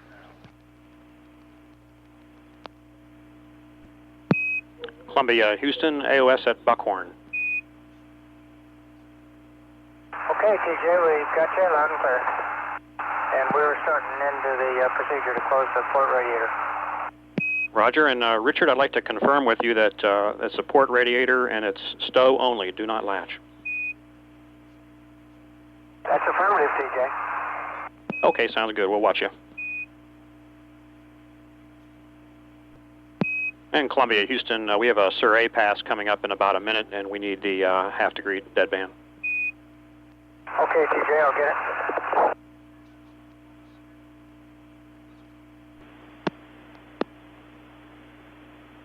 And Houston, we're in DAP B with half a degree deadband, and is it satisfactory for the Surrey? Roger, it looks good to us. And how do you read on this transmitter now? Okay, you're loud and clear. And Columbia, Houston, radio check on this transmitter. Well, it's not quite as loud where you're readable, though. Roger, Columbia, and we need one more. We're setting up for later this afternoon. How's this? Oh, that's great. That's loud and clear. Okay, that was UHF. The one before it was S-band. Thank you. Okay. Houston PLT, the port radiator is stowed and not latched. Roger, it looks good to us, Richard.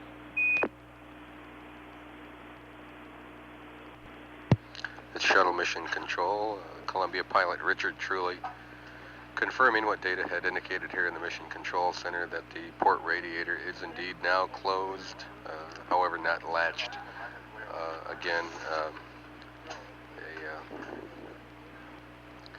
procedure aimed at precluding the flash evaporators from tripping off.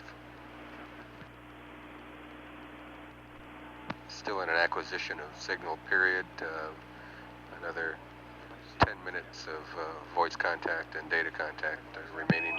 Columbia, Houston, we recommend cycling FES-B off and then back to primary Bravo. Okay. Okay, TJ, flash evap B is coming off and back on. Roger.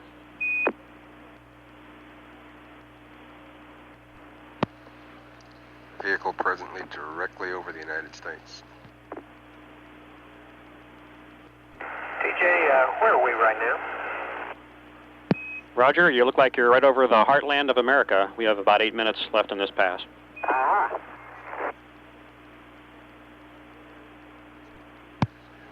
It's Columbia pilot Richard Truly asking for a fix. Vehicle now in its 21st orbit of the Earth. Columbia, Houston, we're wondering whether you're still using the TV system. We can command it off down here if you're not, to save some power.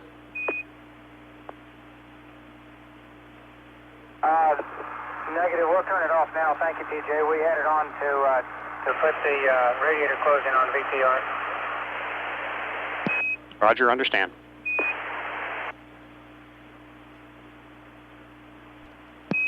In Columbia, Houston, we have some activities that you can be doing while each other's in the middle of a suit donning activity, if you'd like to copy.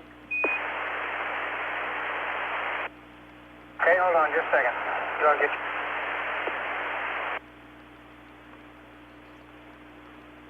Okay, TJ, go ahead.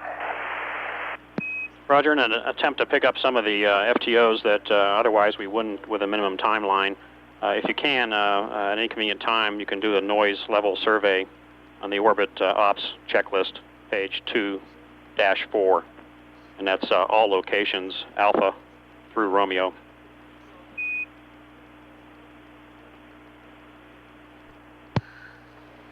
Shuttle Mission Control, Columbia Commander Joe Engel's earlier remarks about in Columbia, Houston, we have 2 other activities that are timed to the timeline, if you would like to copy those as well. TJ, you cut out just as you were starting to give us those timelines changes, and you boomed in real loud and clear right there at the last. If you'd start over, I'd appreciate it. Roger, there are 3 activities that we think, time permitting, you can pick up. The first one is a noise level survey, orbit ops checklist, page 2-4. Roger, TJ, I did that last night. Roger, we're wondering if you had a chance, Richard, to do all locations, Alpha through Romeo. No, I did the ones that were listed in the cap for yesterday. But I will be glad to try to pick them all up. Roger. The next activity is at 7 hours and 10 minutes, and that's a solid sorbent sample, and you can find that on the cap on 4-9. And shortly after that at 7+25, a window observation, and that's in the photo TV checklist on page 3-2. Over. Okay, we got all those. Thank you a lot, TJ. Roger. Shuttle Mission Control, Capcom TJ Hart, uplinking some detailed test objectives which it is hoped that the crew can perform during the suit donning and seat ingress and egress period. Pilot Dick Truly indicating that he had last night performed several of the noise level survey detail test objectives, which represents recording decibel levels in different parts of the vehicle's flight deck and mid-deck. We're still during an acquisition of signal period with about 3 minutes remaining. Vehicle now on 21st orbit of the Earth, almost directly over Miami, Florida. Columbia, Houston, we have 1 minute left in this pass, and we'll see you next at Ascension at 6+33. Okay, we'll see you there, TJ. This is Shuttle Mission Control. Mission elapsed time is now 1 day, 6 hours, 18.5 minutes. We've had loss of signal over the mainland United States. We will reacquire voice contact with the vehicle once again in 13.5 minutes at the Ascension Island station.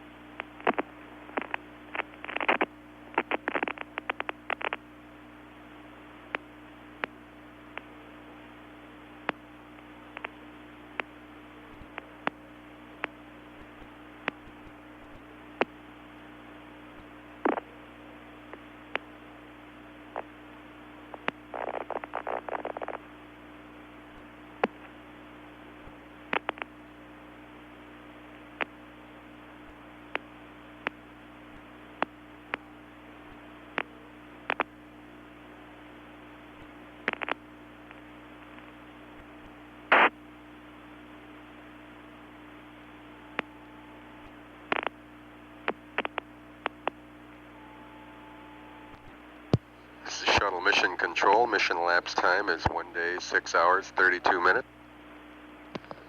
Coming up on acquisition of signal over Ascension for a 2.5 minute pass. If they are on timeline, pilot Dick Truly should have completed his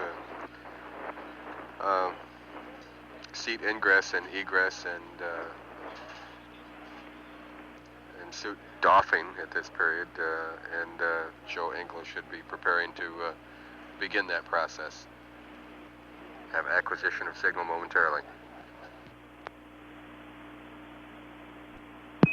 Columbia, Houston, we're AOS Ascension for 2 minutes.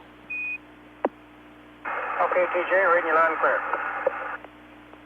Raj, and if you have nothing for us, we have some words for you on that ohms crossfeed valve.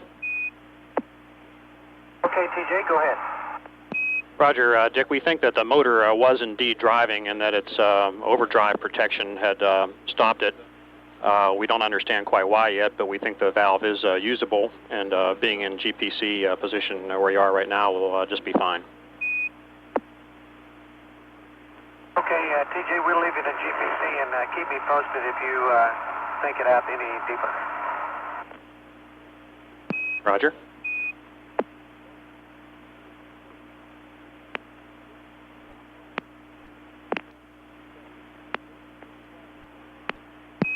In Columbia, we have 1 minute left here at Ascension.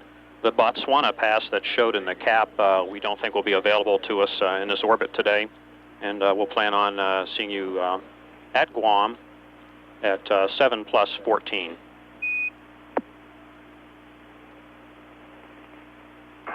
TJ, we'll see you at Guam.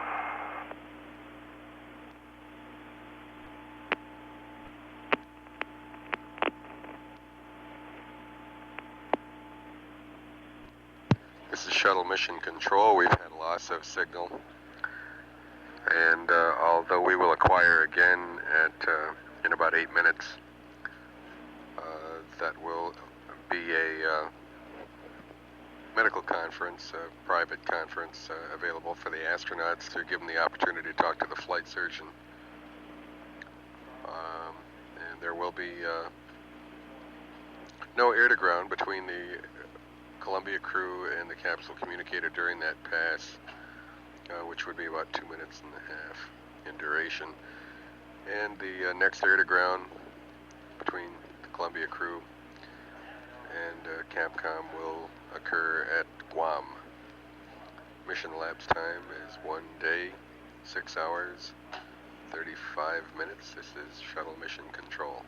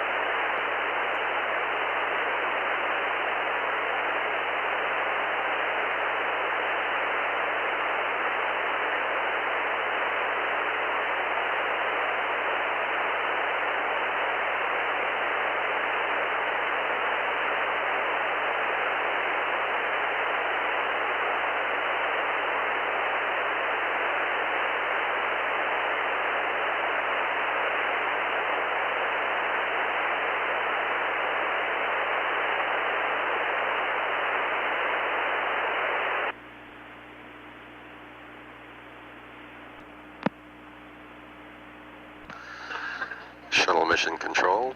Mission elapsed time, 1 day, 7 hours, 13 minutes, 14 minutes now. We have acquisition of signal over Guam. Mission Control Center now processing downlink data from the vehicle. Have voice contact momentarily. Duration of this pass is a little over 6 minutes. Columbia, Houston, AOS Guam. Roger, Houston, loud and clear. Roger, we have you for 5 minutes, and we have a nozzle pass if you'd like to copy, and also a note to help us read the tire pressures on the upcoming stateside pass. Okay, stand by. Okay, TJ, go ahead. Roger, Joe. There's significant convective activity over Central America on this next descending pass, and the start MET is 7 hours and 42 minutes. The latitude is 27.7 north. Longitude is 111.0 west. It'll be a late afternoon day pass, and you can use up to 4 magazines if you're getting good data. Okay, and what were the coordinates again, TJ? Roger, latitude 27.7 north, longitude 111.0 west. Over. Okay, got it, thank you. And go ahead with the tires. Roger, at the upcoming Buckhorn AOS, we'd like you to throw 3 switches on R11 row hotel for us so that we'll be able to read the tire pressures. And that's PCM container number 1, strain gauge signal conditioner to main alpha. And container 2, same switch to main Bravo. Container 3, same switch to main Bravo. And then return all those to off after Buckhorn LOS. Over. Okay, understand. Signal conditioner container 1 main Alpha, 2 main Bravo, and 3 main Bravo. Roger, you got it. We have nothing else for you, and there's 3.5 minutes left here at Guam. Okay. In Houston PLT, I inadvertently put the CRT-1 power to standby, and we got an hour error CRT. That explains that. I've turned the power back on, and so far I have not got a picture on it yet. Roger. Thank you, Richard, and a reminder for DAP 2 Alpha, please. Stand by. Roger, the DAP is in Alpha. Roger, we got it now. Thank you.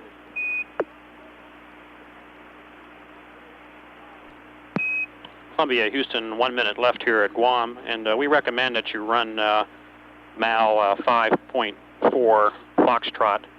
It's on page 5-40 for CRT-1 to regain it. Over. Welcome.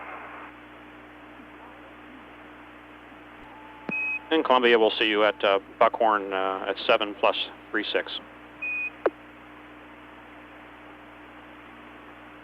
Roger, TJ, see you there. This Mission Control Houston. Mission elapsed time is 1 day, 7 hours, 20 minutes, 40 seconds. Had loss of signal now at Guam. We miss Hawaii on this pass. We'll next acquire voice contact with the vehicle at Buckhorn. During that pass, capsule communicator TJ Hart advised Columbia pilot Dick Truly that there was some convective activity reported over the Americas, which constitutes a good opportunity for the crew to perform some of the nozzle experimentation, night optical sensing of lightning. This is orbit number 22 for Columbia, and the vehicle will pass over the United States, entering in the Baja area, and the orbital path on this flight, on this pass,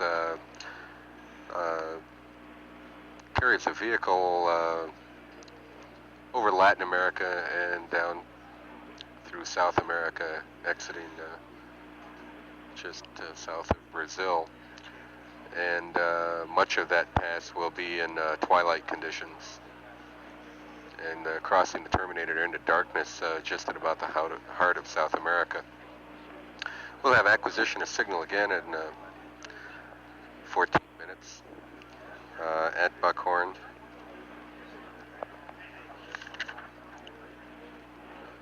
If the crew is indeed on its timeline, Spacecraft Commander Joe Engel would at this time be performing seat ingress, having suited in the pressure suits that the crew wears on ascent and entry as a precaution in case they would need to eject during those phases of the flight. And again, this function is performed just to establish timelines for the suiting process and the seat ingress process, so that when we re-enter tomorrow, they would know approximately, or more certainly, how much time it would take to perform that suiting process. And although, of course, they have put on the suits before, this will be the only opportunity they've had to perform that function in a zero-gravity environment. Mission elapsed time now 1 day, 7 hours, 23 minutes, 30 seconds. This is Shuttle Mission Control.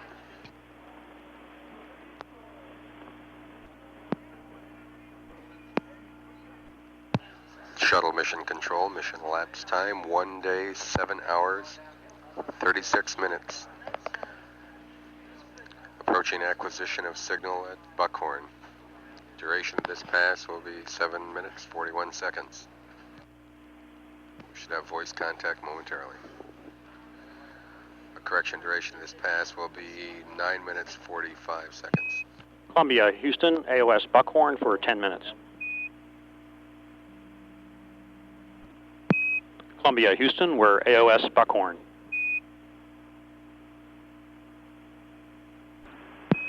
Columbia, Houston, AOS Goldstone.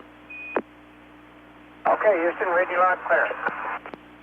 Roger, Joe, and were you reading us through Buckhorn about 30 seconds ago? Negative, we did not copy. Roger, and Joe, recommend half-degree deadband for Surrey at this time. Okay, just going after it. Thank you, TJ. And Houston PLT, we need to talk about DEU number 1. We have been through the malfunction procedure and cycle of power on it several times. We get an IO error every time we take the power to off. However, when we bring it back on, the screen still is blank. Roger, we copy that.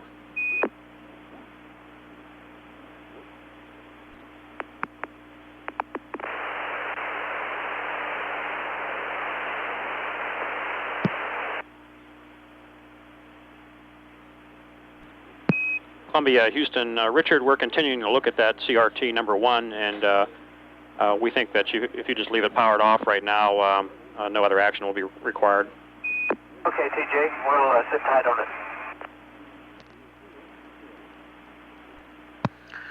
The Shuttle Mission Control vehicle is now over Mexico.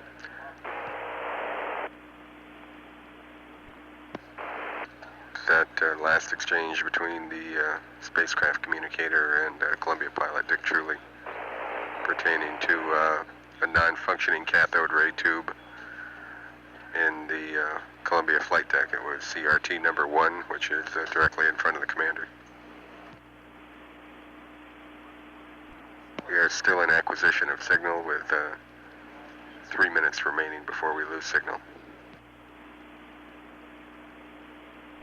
Houston, Columbia. Columbia, Houston, go ahead, Joe. Hi, TJ.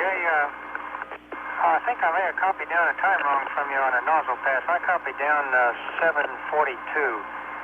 And do you have one coming up pretty soon, a nozzle pass coming up pretty soon? I may have copied down the wrong time. No, you got it right, Joe. It's Central America, and you should just be coming up on some activity at this time.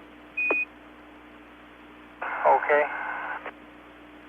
Well, I'm the forward observer on this pass, and I see a couple of isolated buildups ahead of us, but not a big system. Roger, we copy. We have some more for you a little bit later over Indian Ocean on this orbit, and we'll pass that to you at Quito if you like. Roger that.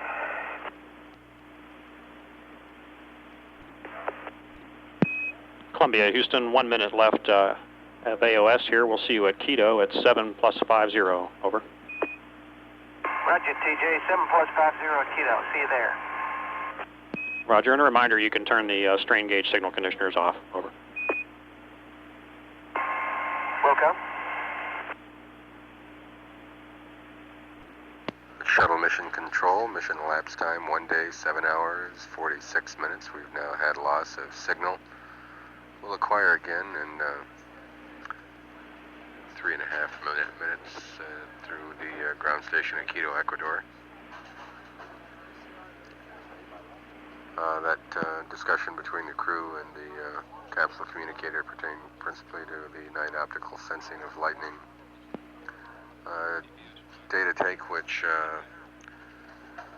we expected to acquire over Central America, and the advice to the crew that there might be some more opportunities for photography over the Indian Ocean, with further advice on that later on. Columbia now on orbit 22.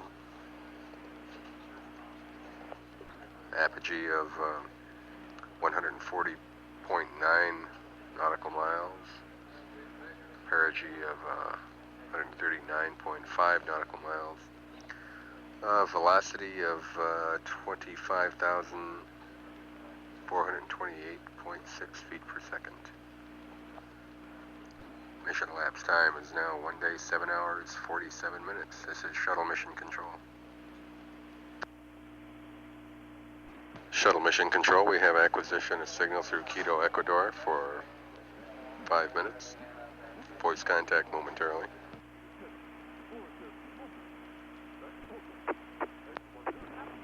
Columbia, Houston, we're AOS Quito for 5 minutes. Hi, TJ. We're with you. Roger, and we have that nozzle opportunity anytime you have a second to jot it down. Okay, go ahead.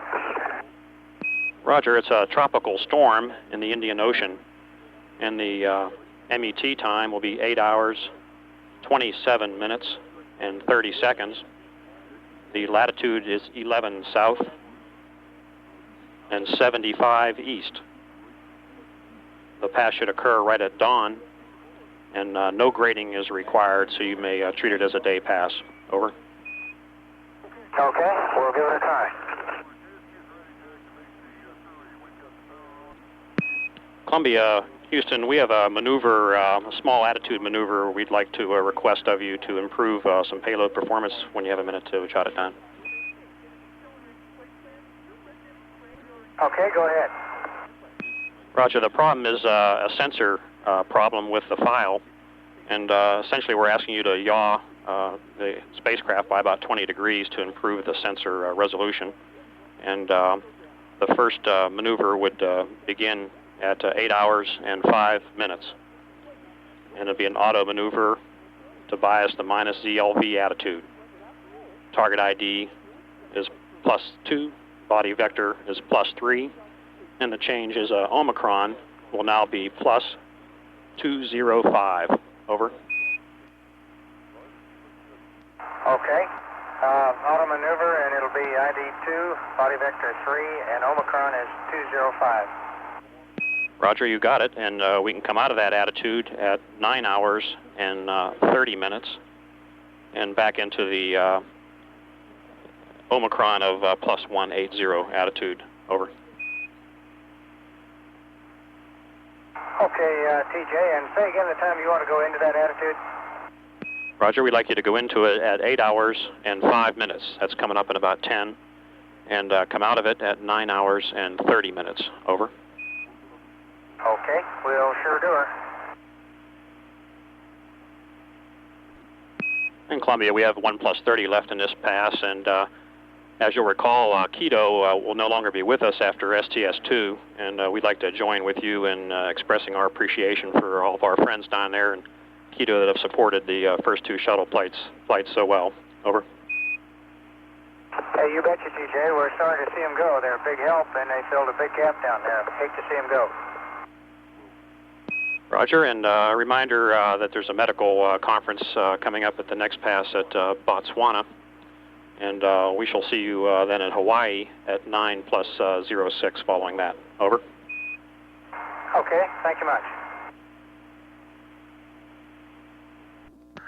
This is Shuttle Mission Control. We're now loss of signal, and it'll be another 20 minutes before we reacquire through Botswana.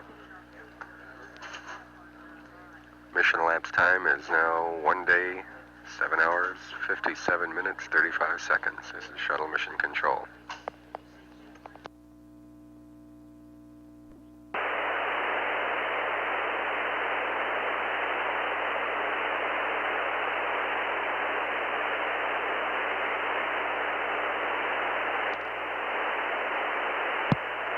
This is Mission Control Houston. We have acquisition at Botswana. Mission elapsed time is 1 day, 8 hours, 21 minutes.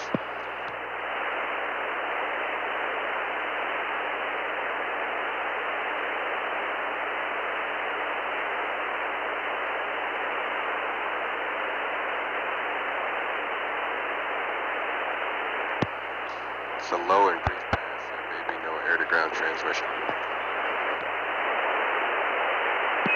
Columbia, Houston, 30 seconds left here at Botswana, and we'll see you at Hawaii at 9 plus 06. Okay, TJ.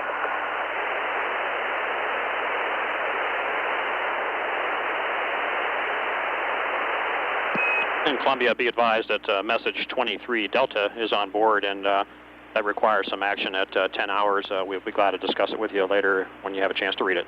Over. Jay, I've got it in my hand, and we'll talk about it.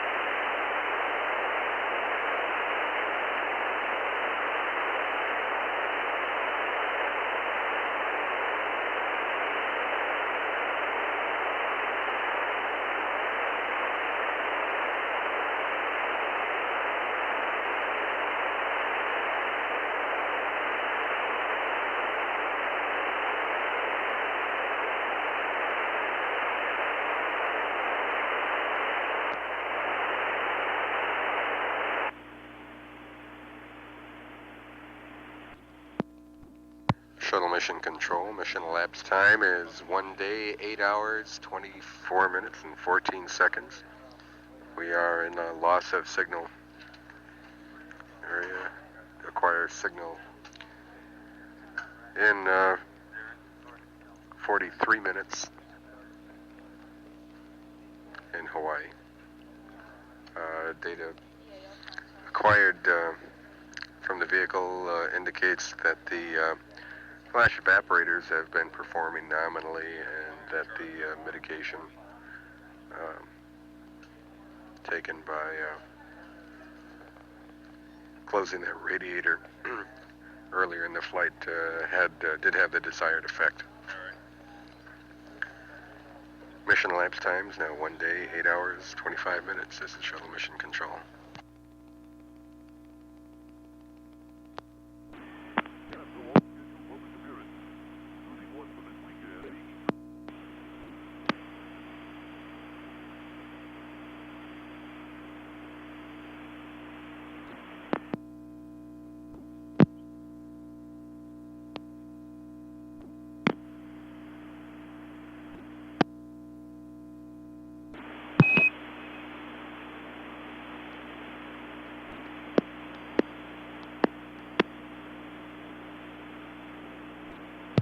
Shuttle Mission Control at Houston. Mission elapsed time is now 1 day, 9 hours, 5 minutes, 37 seconds.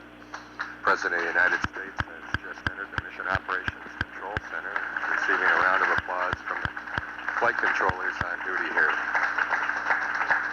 The President's being greeted by NASA Deputy Administrator Hans Mark and Dr. Christopher Kraft, Director of Johnson Space Center. We have acquisition of signal over the Hawaii station in just a few seconds, a very brief pass of approximately 1 minute 15 seconds in duration. President Reagan now approaching the flight director's console. Columbia, Houston, AOS Hawaii for 1 minute. Okay, reach loud and clear, TJ. Roger, you're loud and clear, Richard, and we just have one note for you this pass. We would like the IECM moved to position number 2 so that we may do some checkout on the mass spectrometer. Over. Okay, we'll get that for you.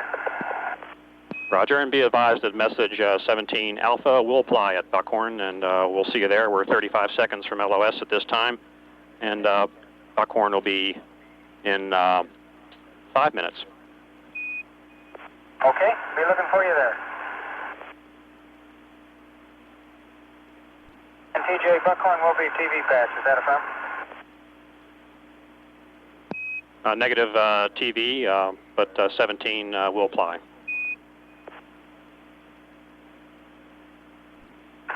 Okay. The shuttle mission control, mission elapsed time 1 day, 9 hours, 7 minutes, 30 seconds.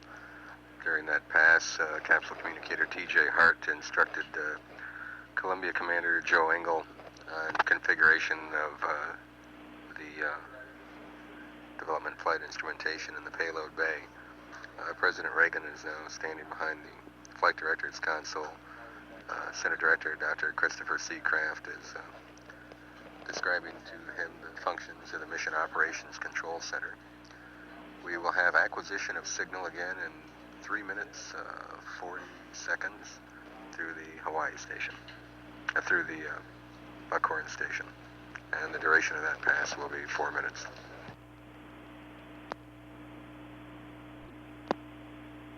Buckhorn, Houston, Eddigram 2. It's Buckhorn, reading you 5x2. Okay, you're 5x, let me do a quick keying check. Houston, contact, testing. 1, 2, 3, 4, 5, test out.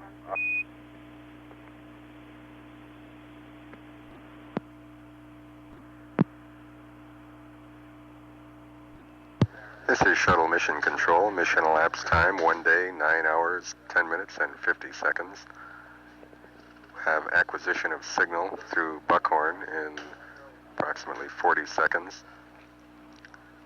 It is a very brief pass, slightly more than 4 minutes in duration, and it is expected that President Reagan will engage in conversation with the crew during this pass. He is presently seated behind the capsule communicator's console, talking to astronaut Dan Brandenstein, primary capsule communicator for the ascent team. Acquisition of signal momentarily.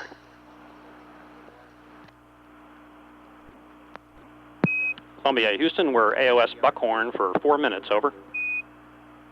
Roger, Houston, Columbia, read you loud and clear. Roger, Joe, you're loud and clear, and Dan and I are proud to say that we have a visiting Capcom here with us today, and he's asked to speak to the crew of Columbia, America's Pride, and with your permission, we'll turn this pass over to him. Joe, Dick, this is Ronald Reagan. Hello, Mr. President. Hello. I wanted to make a request.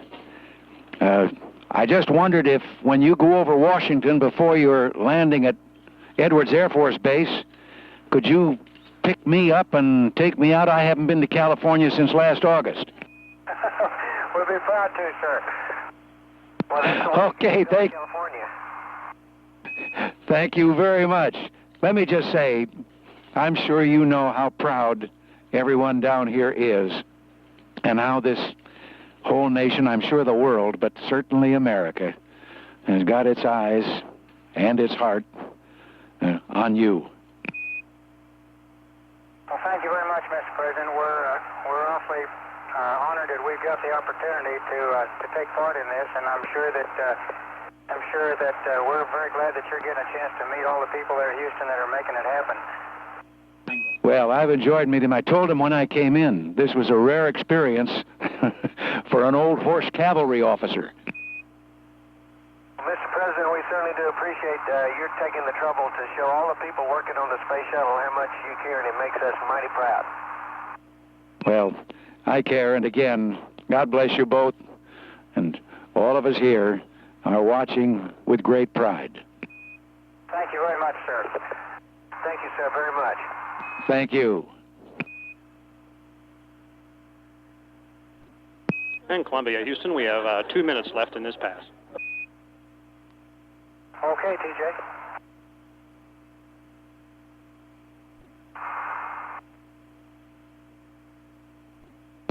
Columbia, Houston, we have 1 minute left here at Buckhorn. And at Quito, we'll be glad to talk to you about the hydraulic circ pump procedure. And we'll also have another OSTA pass there if you do have time. Okay, mighty fine. Okay, TJ, we'll see you there.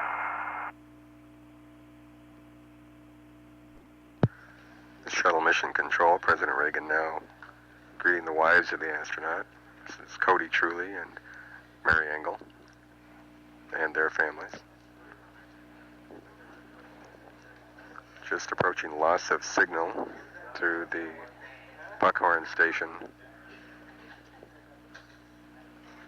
The President was given a pin by Deputy Administrator Hans Mark, which was emblazoned with the phrase, "I love a launch."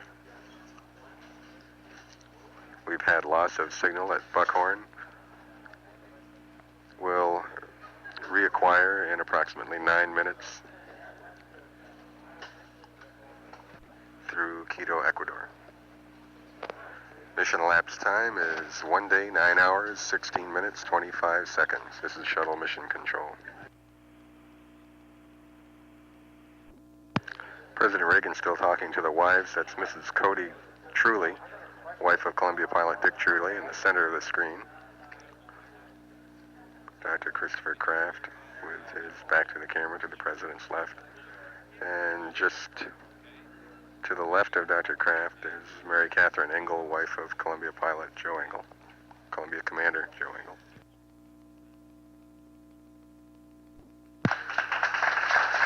Families have returned to the VIP viewing room here in the Mission Operations Control Center. President Reagan again receiving a round of applause from the flight control team and has now left the Mission Operations Control Center. Mission elapsed time is 1 day, 9 hours, 19 minutes. We are in a loss of signal period. We will acquire again in 6.5 minutes through Quito, Ecuador. This is Mission Control, Houston.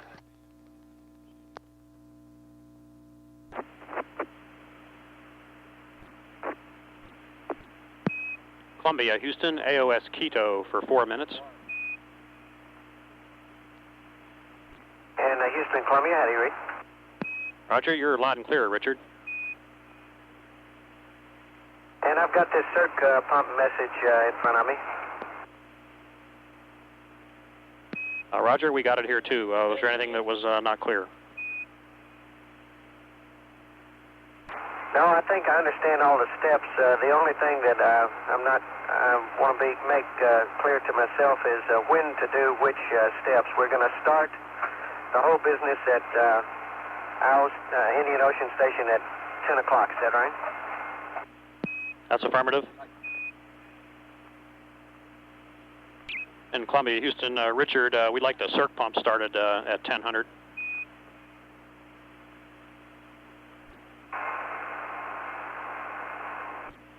Well, at Indian Ocean Station, we're going to do all 3 steps, are we not?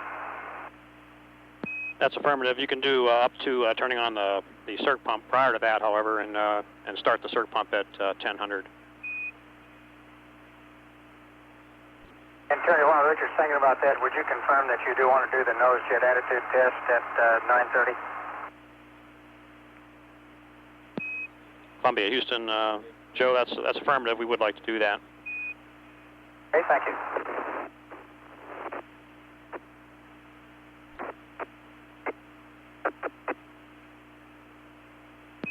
Columbia, Houston.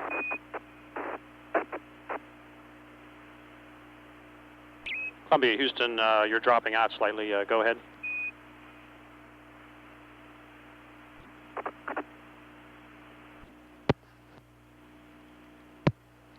It's Mission Control, Houston. We've had a loss of signal through Quito, Ecuador. Acquire again briefly in less than 2 minutes through the ground station at Santiago, Chile. And again, that will be a rather brief pass of less than a minute. Mission elapsed times 1 day, 9 hours, 31 minutes and 10 seconds. This is Shuttle Mission Control. Columbia, Houston, we're AOS Santiago for about 1 minute. Okay, Terry. Roger, we lost you at a keyhole there, and Richard, I think you dropped out asking a question. Negative, Terry. I just said that I'd come up configured at Indian Ocean Station. If I didn't understand something then, I'd have my thoughts better put together. And incidentally, I do have message 21A that changed to the entry pocket checklist on hot restarts. Roger, and if you wanted to start into the procedure at IOS at Indy, that'll be fine. And a reminder to come out of the Omicron yaw that we're in prior to the nose jet attitude test. Over. Okay, thank you, TJ. And in Columbia, we're going LOS now. We'll see you at Botswana at 9+52. This is Shuttle Mission Control. We've had loss of signal through Santiago, Chile. We'll acquire again in 18 minutes through Botswana, South Africa. Mission elapsed time is 1 day, 9 hours, 34 minutes. This is Shuttle Mission Control.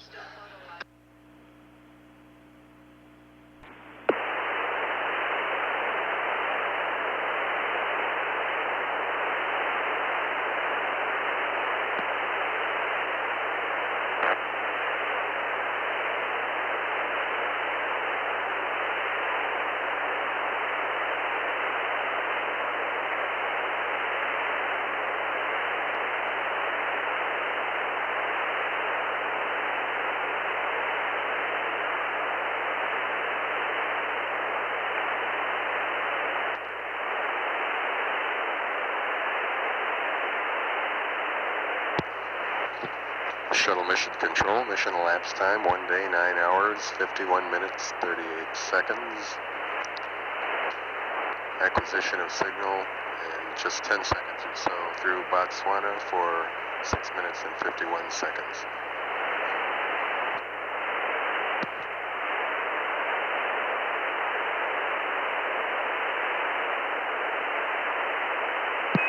Columbia, Houston, UHF through Botswana for 6 minutes. Hey, TJ, how you doing? Fine, Richard, you're loud and clear. We have a couple of notes for you if you have a minute. Okay, stand by just a second.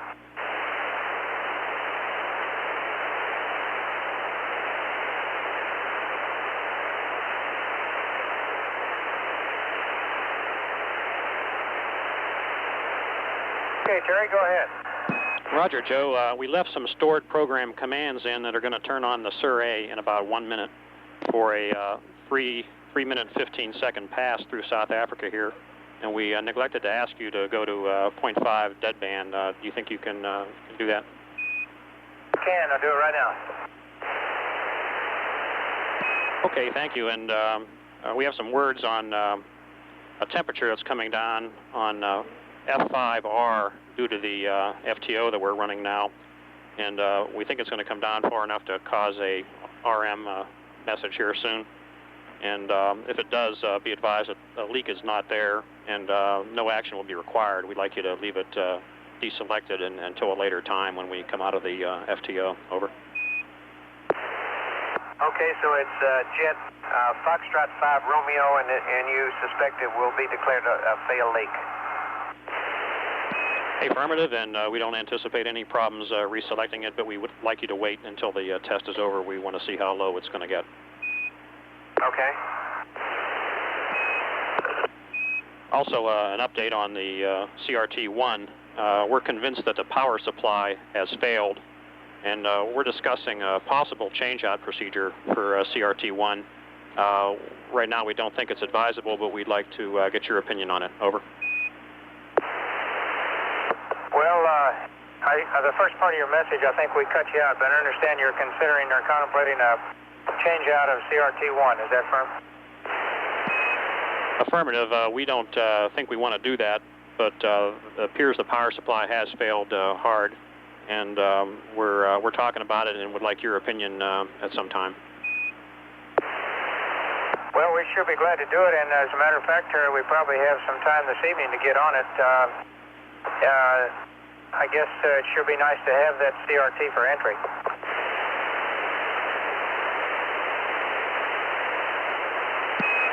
Roger, we concur. And one other item, we've checked out the IECM, and it does look good to us, and request you go back to position number 1 at your convenience.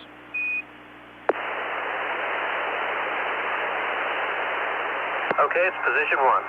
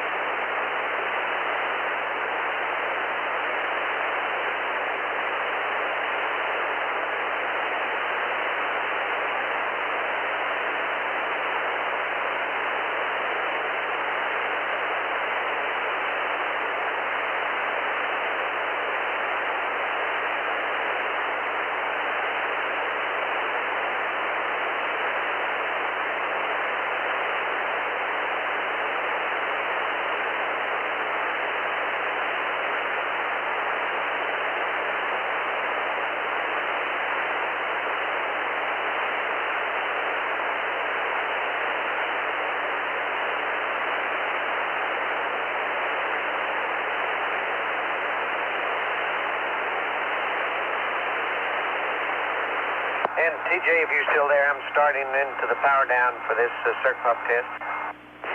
Roger, we're here for about 2 more minutes, Richard, and we'll be waiting for you at iOS to watch that test.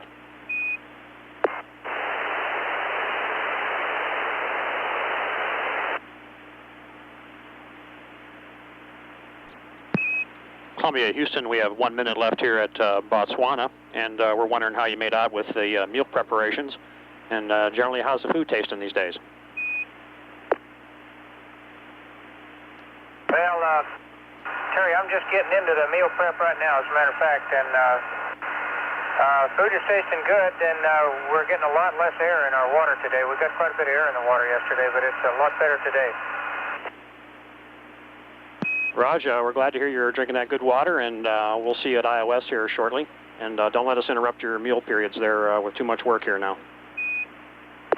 Okay, and TJ, if you're, let's see, you're pretty sure that CRT-1 is hard down, is that correct? Affirmative. We think the power supply is down hard. Okay, well, certainly it's up to y'all what you think is the best thing to do, but I'd be change it out. I'd certainly like to have that one coming in tomorrow. Roger, we copy that, and we'll be thinking about it and talking to you later. Okay, see you later.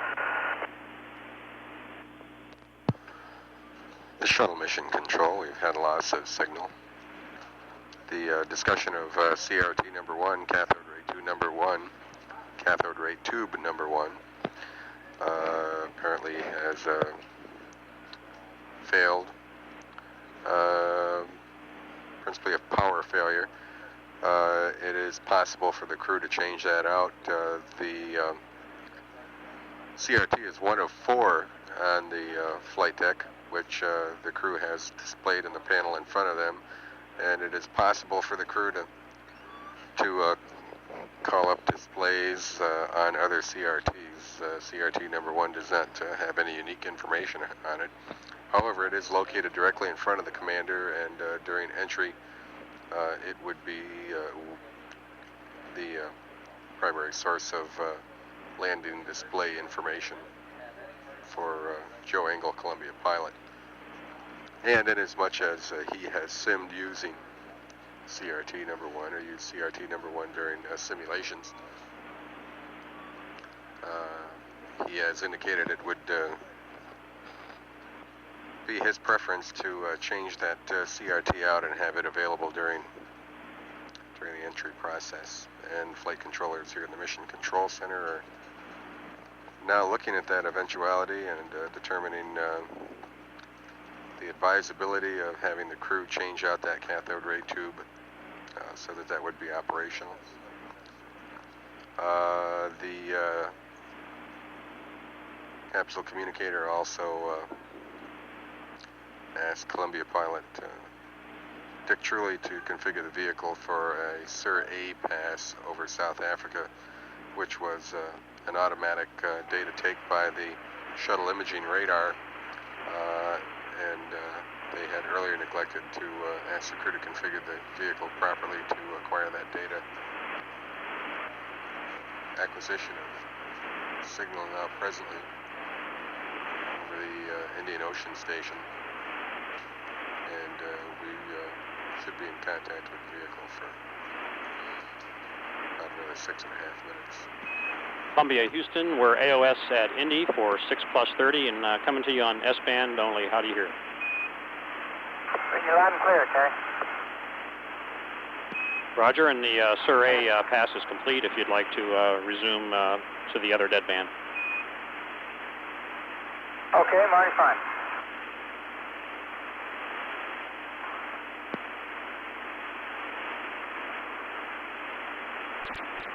TJ, I'm getting ready to start step 3. I got a question for you, though.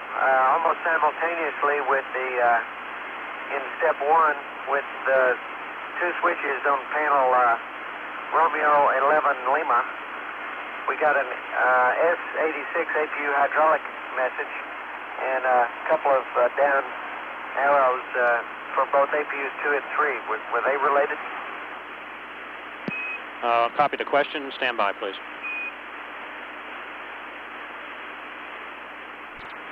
And TJ, to be specific, the indications are accumulator pressure. Number 2 shows 16 low, and number 3 shows 16 low. Roger, we copied 16 low. Say again the parameter name, please. Roger, it's hydraulic accumulator pressure. Roger, hydraulic accumulator.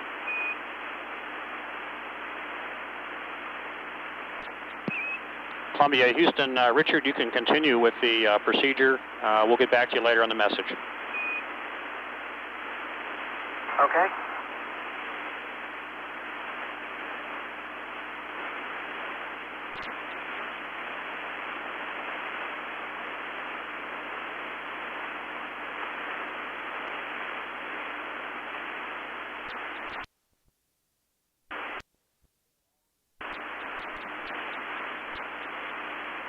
Okay, TJ, all the tank 1 and 2 heaters are on, and I'm waiting on the cloud pressures to build.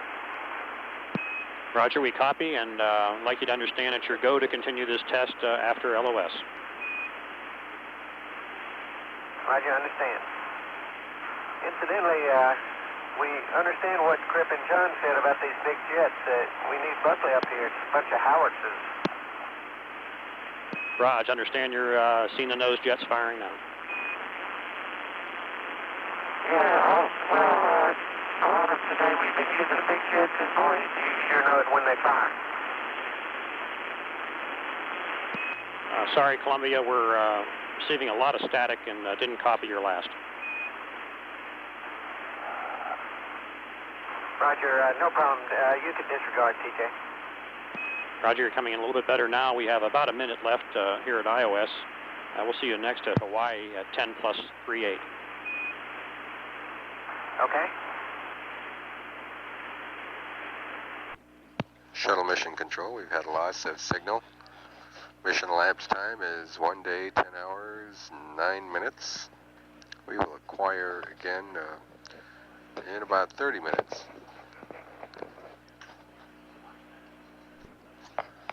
vehicle is on orbit number 24. The next acquisition of signal will be at Hawaii in 30 minutes. Humidity on board the vehicle is 39% and steady. Cabin temperature is 85 degrees, also steady. Columbia now in the Indian Ocean, having just completed a Sir A data take over during the pass over South Africa. Mission elapsed time is 1 day, 10 hours, 10 minutes. This is Shuttle Mission Control.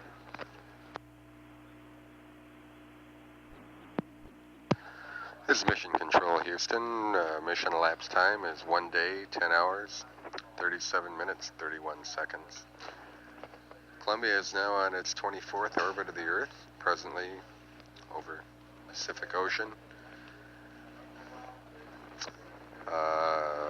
Vehicle's apogee is 145.9 nautical miles, perigee 139.6 nautical miles, velocity 25,436.6 feet per second.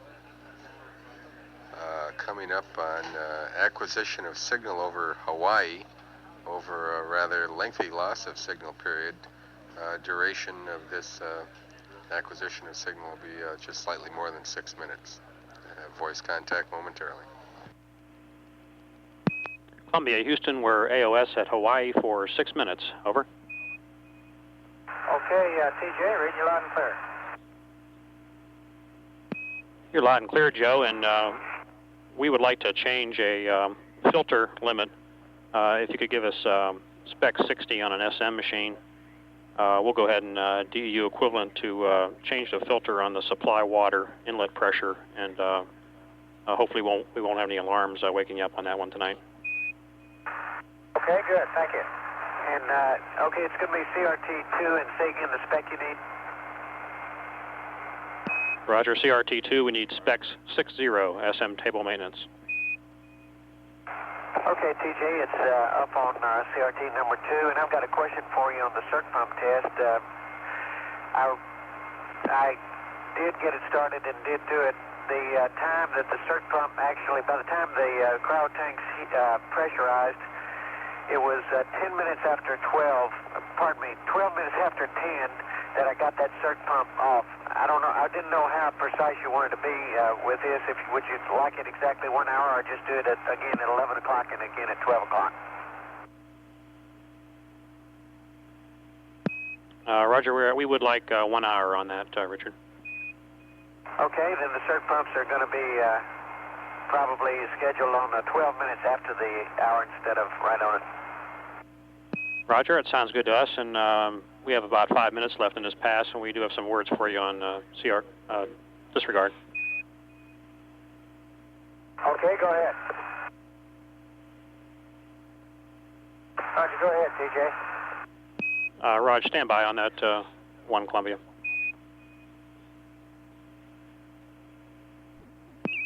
And Columbia, Houston, CRT2 is yours again, and that parameter has been changed. Thank you. Okay, TJ, thank you. In Columbia, Houston, we just sent up some teleprinter messages to you. They are for weather, block data, and perigee adjust. And we do think that F5R jet will trip RM here shortly. Okay, we'll be ready for it. And TJ, what you're thinking right now on the CRT changeout?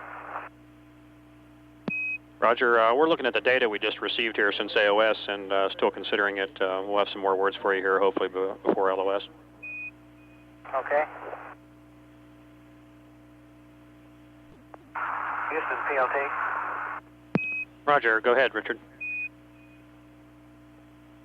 Roger, last night we reported to you that there was on the starboard side of the vertical fin, there was a little bitty area of some frizzy that had kind of poked up from somewhere and was sticking there, and we just noticed that it is now gone. Roger, we remember your comment and understand you say that it is now gone. Yeah, I don't know where it went, but it's not with us anymore. One of these big jets dislodged it. Roger, we copy. Columbia, Houston, 30 seconds left here, and Richard, you have a go for the CRT number 1 changeout. We'd like to make sure you don't interfere with your eating and drinking, however, and we're not 100% confident that it will work. We're afraid that the problem may be due to an RPC interfering with the power flow, and we're going LOS here. We'll see you next at Santiago at 11+4, over. Okay, TJ, I understand we have a go for the CRT changeout. Is that firm? Affirmative. Okay, we'll get right on it.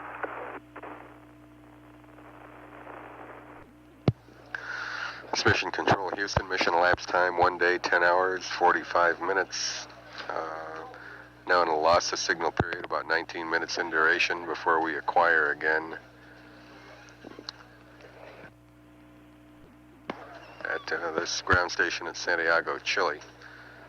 Crew during that pass given a go to change the cathode ray tube display, CRT number 1, which is on the flight deck right in front of the commander's position.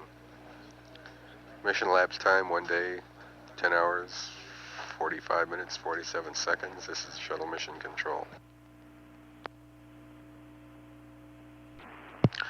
This is Shuttle Mission Control. Mission elapsed time 1 day, 11 hours, 4 minutes.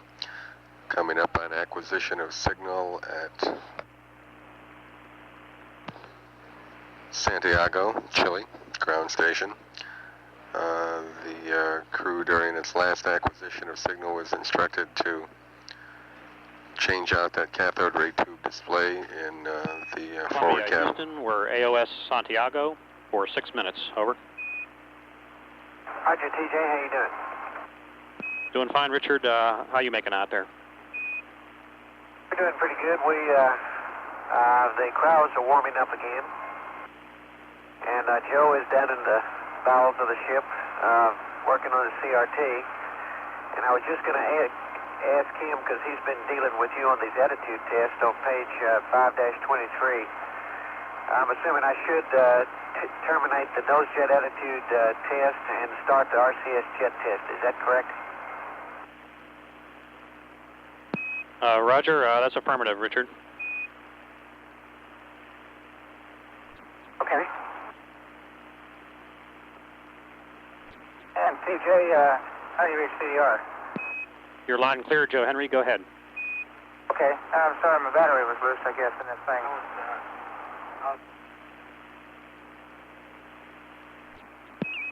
Columbia, Houston, concerning the screws that hold the CRTs into the panel, we think that the CRT number 4 screws may be about 1/8 of an inch longer and may require some sort of shimming to maintain CRT 4 tightly in the CRT 1 slot. Over. Okay, thank you for the tip, TJ. And Columbia, Houston, the cryo pressures look just fine now, no problem. Okay. Okay, TJ, that's Foxtrot 5 Romeo that just failed leak. Roger, we see it, and you have a go to put it back in. Okay, I understand you do want me to go ahead and reselect it, and do you want me to inhibit RM? Stand by. And Columbia, Houston, when you reach that point in the flight plan, you have a go to reselect that jet and do not toggle RM. Over. Will go. And your call on the cryo pressures, I'm assuming you're satisfied with H2, even though it did not quite get to 250. And I might go to turn on the suck pump. Stand by. Yes, you are go for the circ pump. Okay. Columbia, Houston, we have 2 minutes left in this pass. You have a new state vector on board now.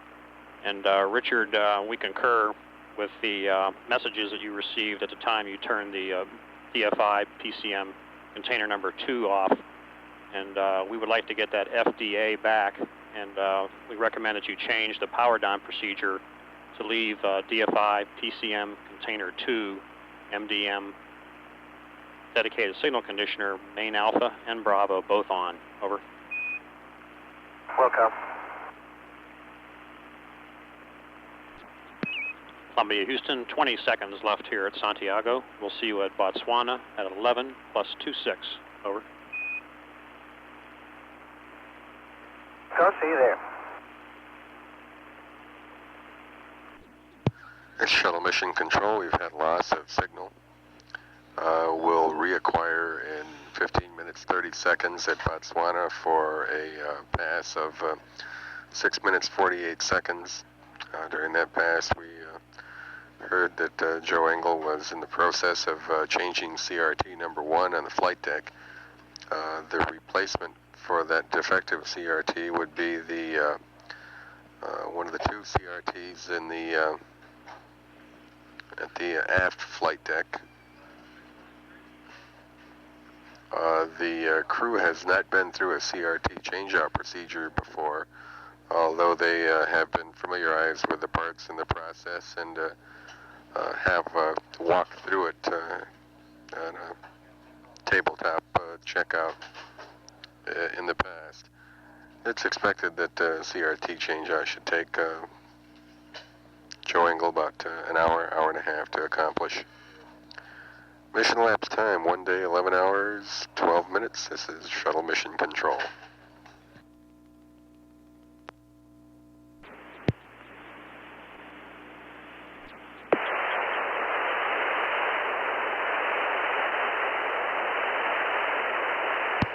Shuttle Mission Control. In less than a minute, we'll have acquisition of signal at Botswana, South Africa.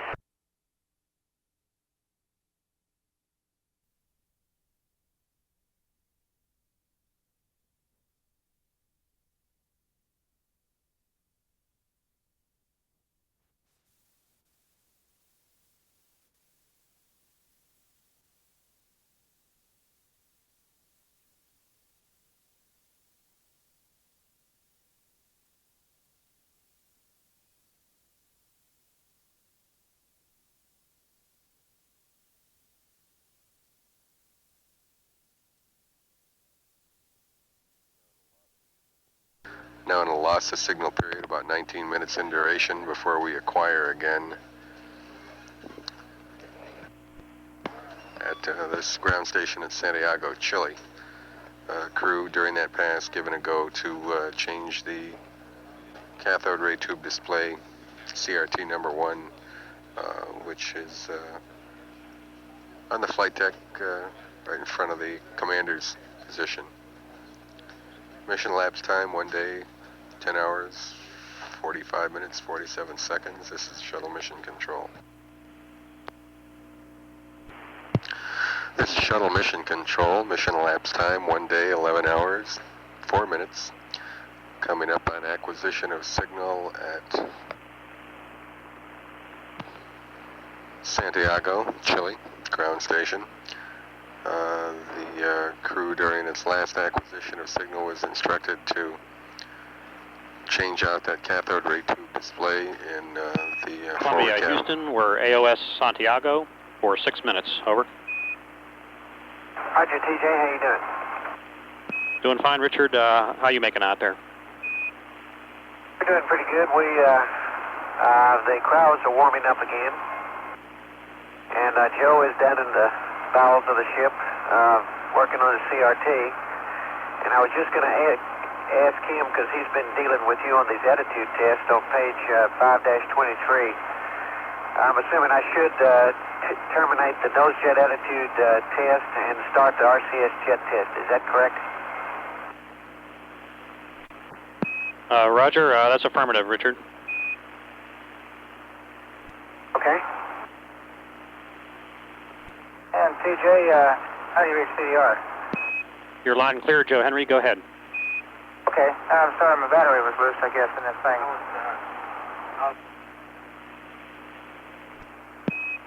Columbia, Houston, concerning the screws that hold the CRTs into the panel, we think that the CRT number 4 screws may be about 1/8 of an inch longer and may require some sort of shimming to maintain CRT 4 tightly in the CRT 1 slot. Over.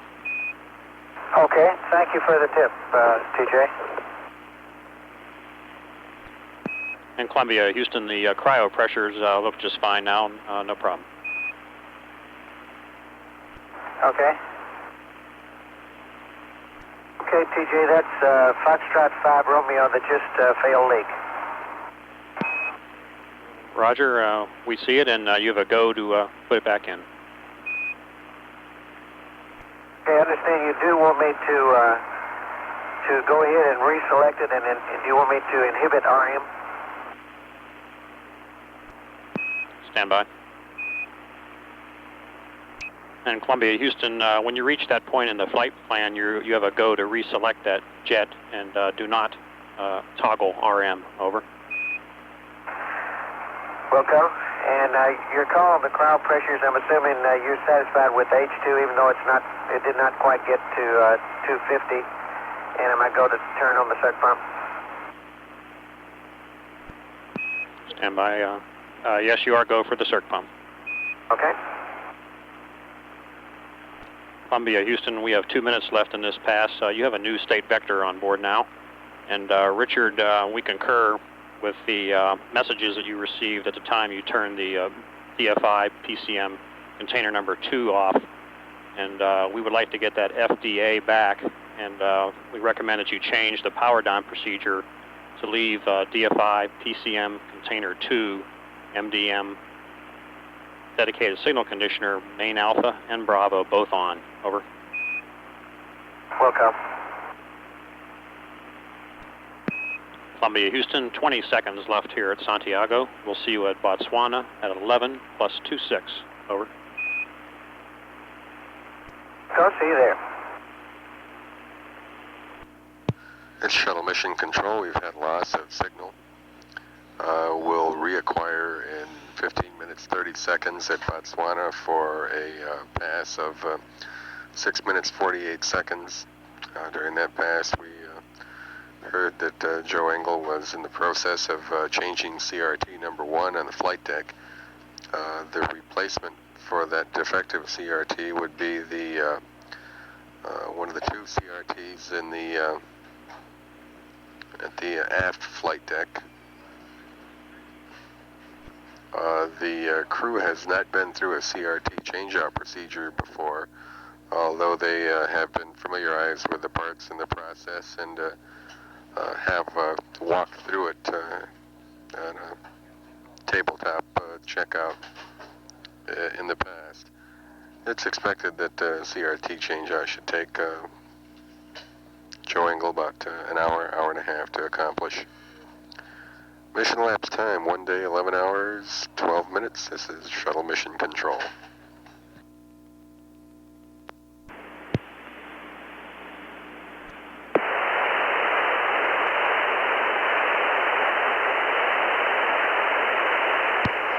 Shuttle Mission Control. In less than a minute, we'll have acquisition of signal at Botswana, South Africa. The duration of this pass will be 6 minutes 47 seconds. Only about an hour and a half remaining until the crew goes to sleep for the night.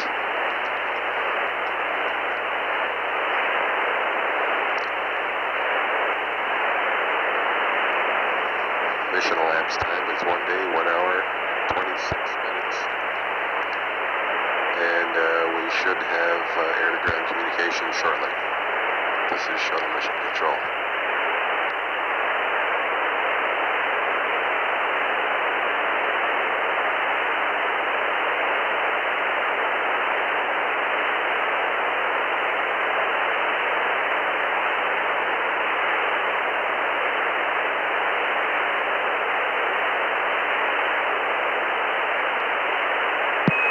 Columbia, Houston on UHF through Botswana. Over.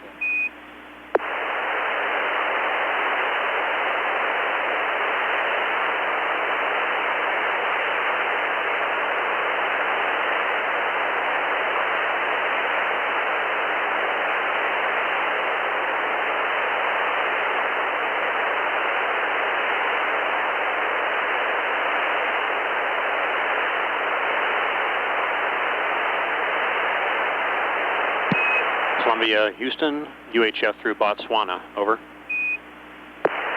Roger, TJ, stand by just a second. Roger.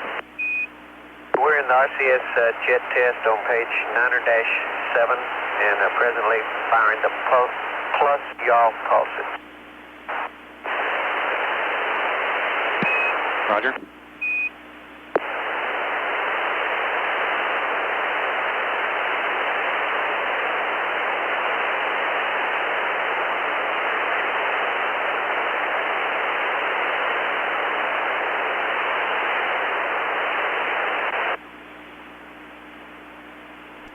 And Houston PLT, the circ pump is off. We're into the second cycle now. Roger, we copy, Richard. Columbia, Houston, we have 1 minute left here at Botswana, and we'll be AOS at Indy Station in about 2 minutes. Over. Okay. The shuttle mission control, we've had loss of signal at Botswana, and just in a little over a minute we will acquire again as the vehicle proceeds to within range of the Indian Ocean Station site, Columbia, on its 25th orbit of the Earth. We will have reacquisition of air-to-ground transmission again momentarily. Mission elapsed time is 1 day, 11 hours, 34 minutes. This is shuttle mission control.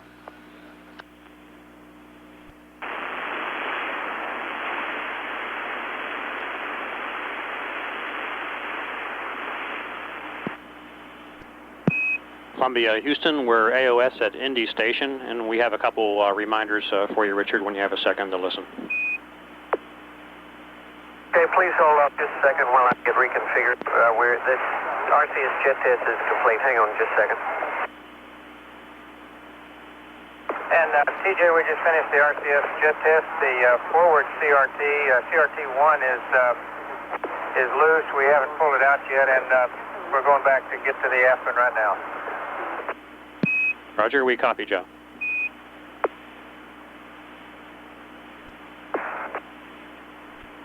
And Houston PLT, the RCS jet test is complete. Why don't you look at page 523 and see if there's any of that on the left side that should be deleted. My book doesn't have any of it deleted. Roger, stand by. Thank you, TJ. And I'm ready to copy your notes whenever you get them.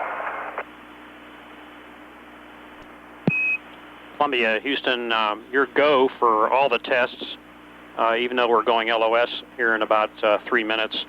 And you're also go to reselect F5R, and also a reminder that the OEX recorder power will be required.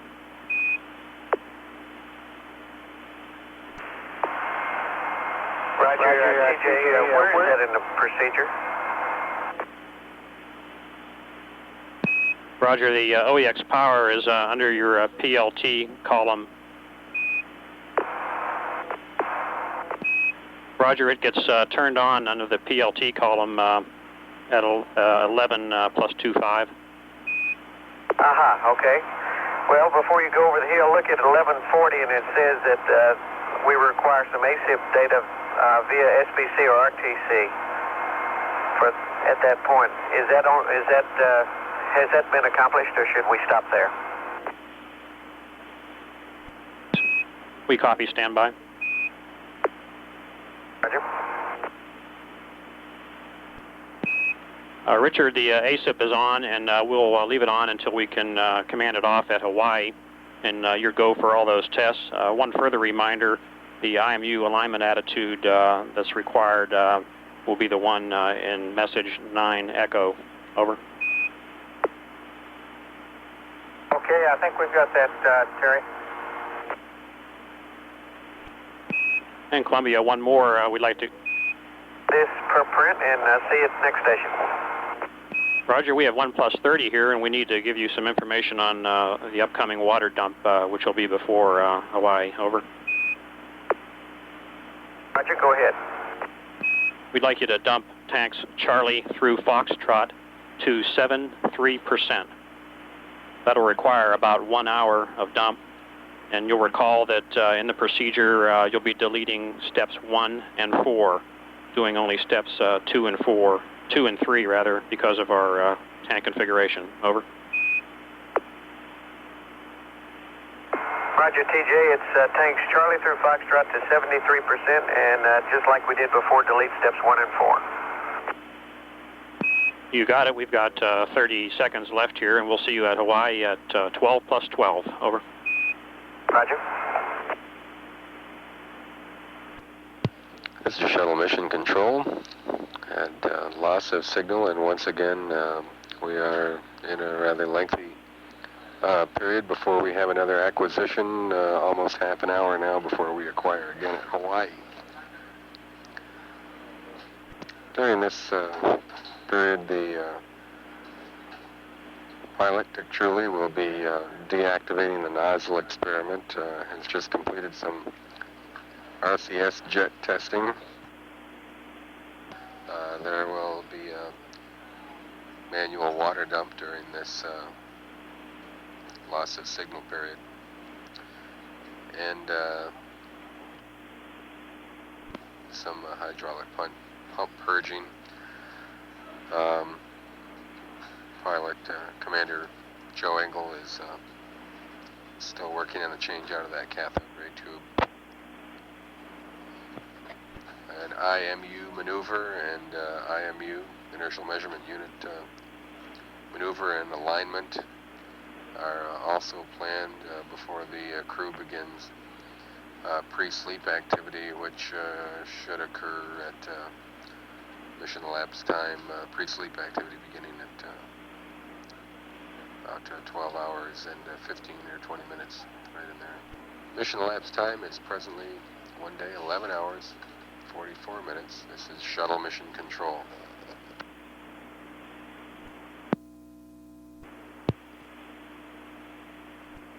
This is Shuttle Mission Control. Mission Elapsed time is 1 day, 12 hours, 11 minutes, and 40 seconds. Just moments away from acquisition of signal at Hawaii. The duration of this pass will be just about 7 minutes. The vehicle passing almost directly over the Hawaiian Island chain. Just less than an hour remaining before the crew enters the sleep period. And we will be getting... Hello, Columbia, Houston, AOS Hawaii for 7 minutes. Over. Okay, TJ, read you loud and clear, and I've got a question for you on the Star Tracker attitude. Roger, Joe, go ahead. Okay, TJ, the attitude we've got on message 009 Echo is roll 79, pitch 149, and yaw 357.8. And we're in that attitude, TJ, and it looks like the -Y Star Tracker is pointing out toward the sun. I was a little reluctant to force the shutter open. Could I double check that attitude with you? Roger, we copied the same numbers that we see on the message. Stand by, we're double checking. And Houston PLT, the final corral cycle is in work, and I'm presently have purged fuel cell 2 and I have purged fuel cell 2. I am purging fuel cell 3, and all the RCS tests that we left you last time did get accomplished. Roger, that's super work, Richard. Stand by, please. Columbia, Houston, Richard, your go to toggle the RM now on F5R. It looks just fine to us. Okay, I'll sure do it in just a second. Columbia, Houston, we have a new attitude and stars for you if you're ready to copy. I'll get them. Okay, go ahead. Roger, Dick, the roll 28.1. Pitch 252.7. Yaw 9.9. Delta angle will be 91.2. The minus Z star will be 5.9. Minus Y star will be 3.3. The LOS is 12 plus 4.9 for the Z, 12 plus 5.3 for the Y, and the maneuver should take 10 minutes. Over. Okay, TJ, I'll get it typed in and we'll be right on our way. Roger, we'll have some words later on what happened there, but we'll let you get ahead with the maneuver. Okay, that's all right. No problem. That's okay, TJ. But also, do you want a threshold verification on these? Stand by. You can go ahead and get it. We'll get it right at the end of the IMU alignment if you like. Roger, go ahead, Joe. We think those stars would be good for the threshold FTO. Okay, thank you. Columbia, Houston, 1 minute to LOS, and we see F5R is back in RM, and the maneuver is looking good to us. We'll see you at Santiago at 12 plus 3.8. Over. Okay, Terry, we'll see you there. Thanks a lot. And TJ, just to let you know how we're coming on the CRT changeout, we're taking R14 off right now. Roger, sounds good, Joe. We'll look forward to hearing about that at Santiago. Okay. This is Mission Control Houston. We've had a loss of signal over Hawaii, 20 minutes, and we will acquire once again at Santiago, Chile for a pass of 6.5 minutes duration. During that pass, the flight control team passed up an attitude change to the vehicle to align it for more favorable sightings for the star tracker as Columbia crosses the terminator into darkness as it shall do in approximately 5 minutes. Downlink data here in the Mission Control Center indicated that the maneuver had been initiated and as we lost signal, and that the correct numbers were typed in by the crew so that maneuver may be assumed correctly performed. We shall acquire signal in approximately 18 minutes. Mission elapsed time now 1 day, 12 hours, 20 minutes, 45 seconds. This is Shuttle Mission Control.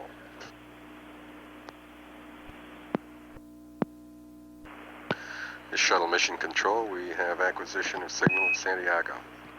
Hello, Columbia. This is Houston. We have you at Santiago for 6 minutes. Hello there, Daniel. And we got some good news. The CRT-1 is working now. We swapped it out with 4 and it's working okay. All right, you get the Golden Wrench Award. And I do have, this is our last pass tonight before you go to bed, so I do have a couple things to pass you if you're ready to copy. Okay, and Dan, how long is it till the next pass? It's 1 rev, that's an hour and a half. Oh, okay. Well, I'll tell you what, Dan, if you see, you can tell if CRTs are powered, can you not? That's affirmative. I'm sure that, well, I hope we're not still up, but if we are, you're certainly welcome to call us. Well, we certainly expect you to be asleep, but we'll call you if we see something that looks like some activity going on. Okay, if we're still up, there'll be 2 CRTs on. Okay, thanks. And if you want us to fix that fuel cell, we can run it on out to 5 days. Roger, Columbia, and your stars will be setting shortly here. And we do have, we wouldn't like not to have to talk to you again, so we'd like to get these other 2 things sent up quick. Okay, go ahead. Roger, we'll need, on panel R1, we'll need the payload aft main B on, and then we'll have to reset the IECM sequencer. And to do that, we'll verify that it's in position 1, and then switch it to position 2 and hold it for 4 seconds, and then switch it back to position 1, and that'll complete it. Okay, I've got that, and it's aft main B is the switch on R1, is that correct? That's right, payload aft main B. And you can terminate the water dump. For your info in the morning, in the cap, you'll be picking up on the nominal Flight Day 6 wake-up. That's at page 4-98, and all the times you'll have to add 2 hours to it. Okay, so we should use Flight Day 6, and I'm not looking at it now. What time is that wake-up? So we'll get it for you in a second. Okay, anything else?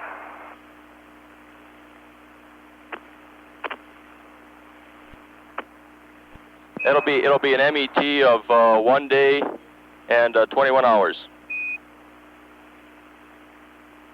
Okay, Dan, I got it. 1 day and 21 hours, and if that's all you have, I have one question. Okay, go ahead.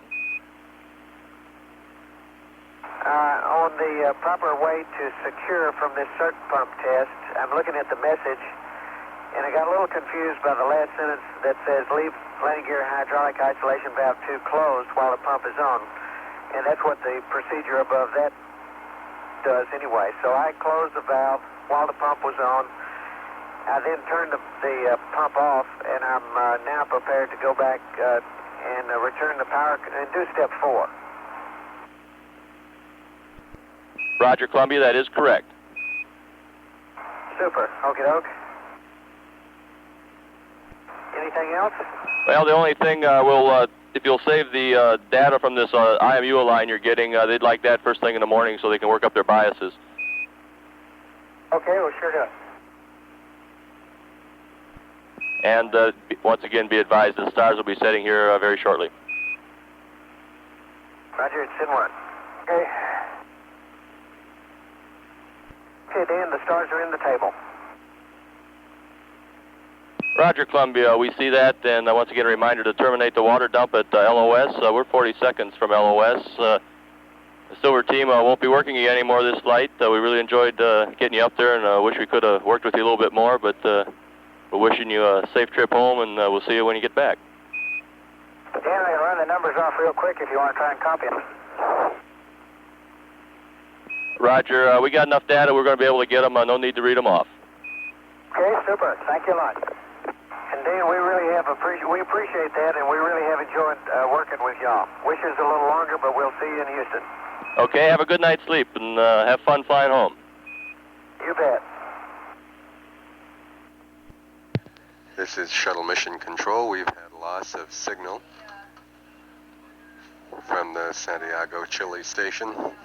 During that pass, Columbia Commander Joe Engel reported that he had successfully removed the cathode ray tube from the aft crew station in Columbia's flight deck and installed it in CRT number 1 position in front of the commander's seat, replacing that failed CRT, and the news that repair had been effected and the cathode ray tube display was working properly brought something of a cheer from the flight controllers here in the Mission Operations Control Room. And apparently buoyed by his success, Joe Engel suggested they let him go out and fix the fuel cell and extend the flight back to 5 days, which the suggestion to which the flight controllers here kind of tactfully ignored. The crew is in its pre-sleep activity right now, which is configuring cabin lighting, putting curtains up over the windows, and readying the cabin for in a sleep configuration, entering the sleeping period in about 13 minutes. We will not have acquisition of signal again for another hour and a half. And for the duration of the sleep period, unless there is some extraordinary event or if the crew happens to be awake and at work, there will be no further air-to-ground transmission until the wake period 8 hours from now. As the vehicle continues to fly through the night and passes over ground station, we will continue to receive downlink data from Columbia, telling flight controllers the status of systems on board. Mission elapsed time is now 1 day, 12 hours, 47 minutes. Columbia presently on its 26th orbit of the Earth, just now crossing the tip of South Africa. Crossing the tip of South America and heading out across over the Atlantic Ocean. Through the sleep period, we'll continue with periodic updates reporting on the status of the vehicle. Mission elapsed time 1 day, 12 hours, 48 minutes. This is Shuttle Mission Control.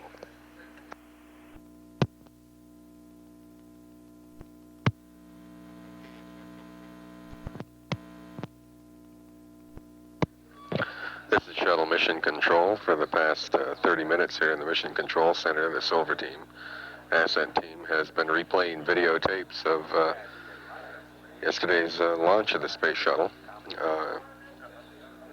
Incredibly, ironically, it was the first opportunity these flight controllers had to see the launch of the shuttle. During the actual ascent process, they were, of course, diligently looking at cathode ray tube displays and scanning information readouts to ensure that everything was performing nominally. That first flight day turned into about a 14-hour shift for them. And they have been at the consoles today for 10 or 11 hours. And of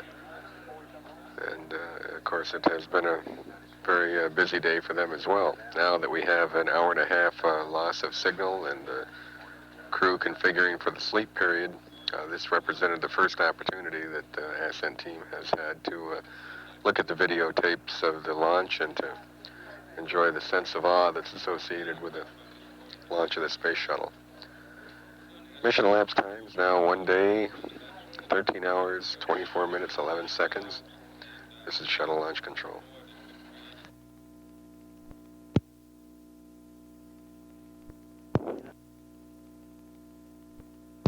This is Shuttle Mission Control. We've just completed a pass over the ground station in Santiago, Chile. We are, of course, in the sleep period presently, so there was naturally no air-to-ground transmission between the crew and the capsule communicator. However, downlink telemetry data continues to come down and reveals no anomalous conditions aboard Columbia. Mission elapsed time is 1 day, 14 hours, 23 minutes. This is Shuttle Launch Control.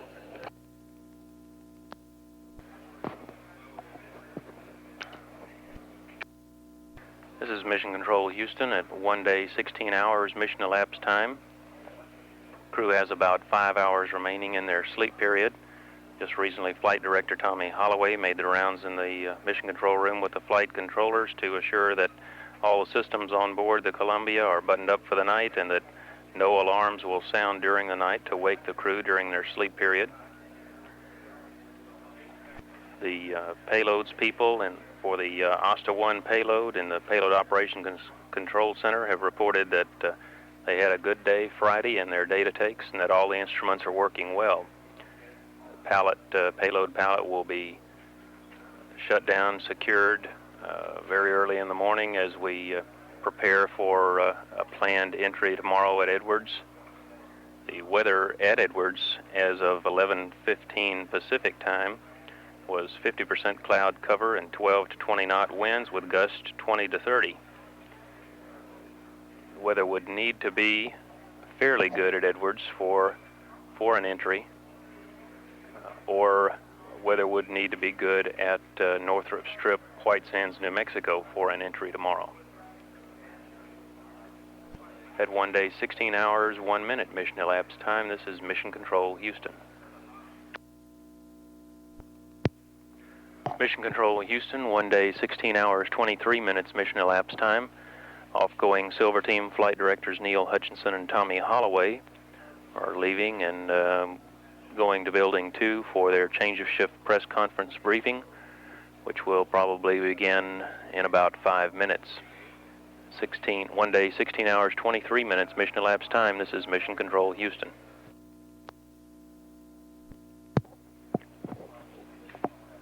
This is Mission Control, Houston at 1 day, 17 hours, 8 minutes, mission elapsed time. Flight directors in Mission Control are reviewing the status of the vehicle to see that Columbia is in good shape for entry later in the day. The weather at both the primary and alternate landing sites continues to be a concern, as there are a lot of clouds over Edwards Air Force Base, California, and a cloud system remains over the Northrop Strip at White Sands, New Mexico. That situation will be monitored closely during the day, and a decision will be made perhaps as much as 2 hours before the deorbit as to which landing site we would choose, or the possibility that the flight controllers may decide that we'll extend another day to perhaps take advantage of some better weather on Sunday. Crew remains asleep, and they have about 3 hours and 50 minutes remaining in their sleep period here.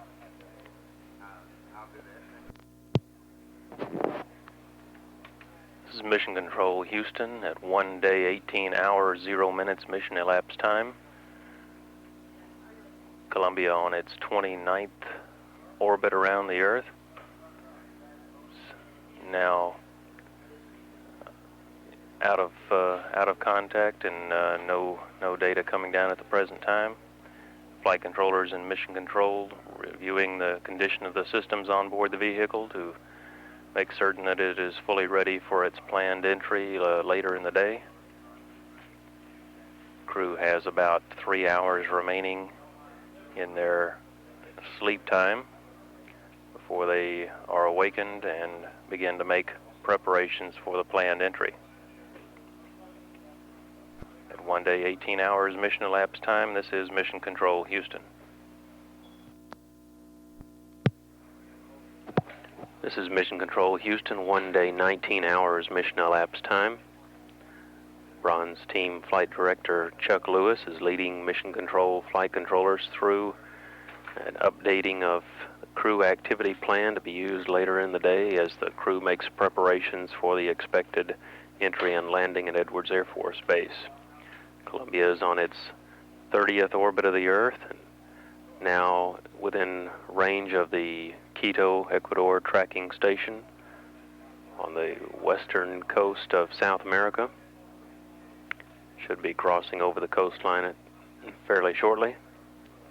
Crew has about 2 hours remaining in their sleep cycle, and they will early in the morning begin stowing items and aligning their IMUs and performing a series of maneuvers and flight control system checkout activities in preparation for buttoning up the vehicle for their return trip later in the day. 1 day, 19 hours, 1 minute mission elapsed time. This is Mission Control, Houston. This is Mission Control, Houston, 1 day, 20 hours, 0 minutes, mission elapsed time. Columbia on its 30th orbit, now passing over Central Australia. Flight controllers in Mission Control continue making the detailed updates to the flight plan for entry later in the day, and the crew has slightly less than 1 hour remaining in their sleep period. At 1 day, 20 hours, no minutes, mission elapsed time. This is Mission Control, Houston. This is Mission Control, Houston, 1 day, 20 hours, 53 minutes, mission elapsed time. We're about to acquire signal with Columbia over Madrid, approaching the end of the crew's sleep period, and flight controllers in Mission Control will undoubtedly have an unusual wake-up greeting for them this morning. Still watching the weather situation at Edwards for an entry and landing later today. Standing by to acquire signal at Madrid. Columbia, Houston, good morning. We're with you through Madrid for 6 minutes. Columbia, Houston, with you through Madrid for 6 minutes. Good morning, Jim. How you doing this morning? Hey, we're doing real fine. How y'all? Doing super. Okay, we're going to have a state vector coming up here to you this morning. When you get a chance, you probably know that we've got a lot of teleprinter messages that have come up over the night. The one we'd like you to look at first is message 35 alpha. That's the cap update, and there's some information that you're going to need here in the next 20 minutes or so. Roger, Jim. Even as you speak, we're looking at 35 alpha and trying to mark it into our kit. Okay, mighty fine. If there's someone close by that can give us a SM Spec 1, we've got some variable parameter changes we'd like to do. If it's convenient, we need a Spec 1 SM. Okay, CRT 3. Okay, CRT 3. Thank you. And while you're doing all that, we've got some morning music for you and a few words from the crew of the Swine Trek. Okay, send them up. Okay, it's on its way.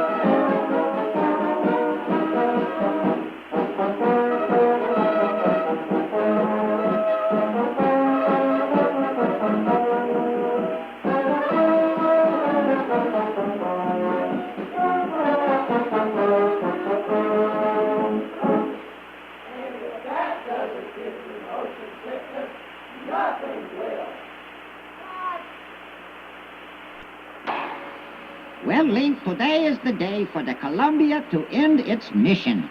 I'm going to miss them. It was nice having company. In a little while, they'll be re-entering the atmosphere of Mother Earth. Well, I hope they've solved their problems with those heat tiles. At least they've got tiles. Yeah, we got shingles. Whoever heard of putting shingles on a spaceship? It looks silly. I think it's quaint. We look like a floating hunting lodge. You'd love it, Joe Henry. Anyway, we wish the Columbia happy landings. We will be staying here, in the outer reaches of space. Our mission is not complete. Tell them why our mission is not complete. Yeah, tell them why we're staying in space. Well, it's because we don't know how to get down. Oh, Joe, Dick, which button do you push? Well, it certainly isn't the cute little red one. Hey, Joe, if I did a barrel roll to final, would that work? Oh, help! Give us a break. Be grateful that you don't have to tune in tomorrow for Pigs in Space! Hey, that was okay, Jim. Yeah, that was mighty fine, wasn't it? We got about a minute and a half left on this pass. Sounded like an awful lot of good familiar talent in on that one. And I think you probably recognize the music by our own contraband back here. You bet we did. Yeah, how can we miss those guys? Let me, we're through with CRT. It's yours, and we'll see you at Yargady at 2127. Okay, Jim, I'll see you there.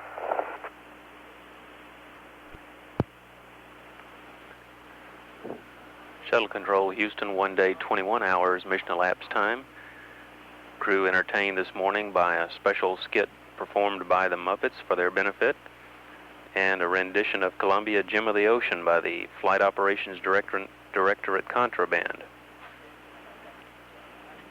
Crew is starting into a very busy day today as the flight controllers here in Mission Control have been busy through the night updating the flight plan and the activities in preparation for today's proposed re-entry and landing at Edwards Air Force Base in California. Earlier report this morning from the National Oceanic and Atmospheric Administration, the weather people, on the current conditions at Edwards showed that it was overcast at 25,000 feet with scattered clouds at 12,000, and the conditions as just of about an hour ago. Those were the conditions about an hour ago. The forecast for the proposed entry time was broken clouds at 25,000 feet, no rain, and winds with predicted not to be in excess of the limits that are considered desirable for landing. 1 day, 21 hours, 1 minute mission elapsed time. This is Mission Control, Houston.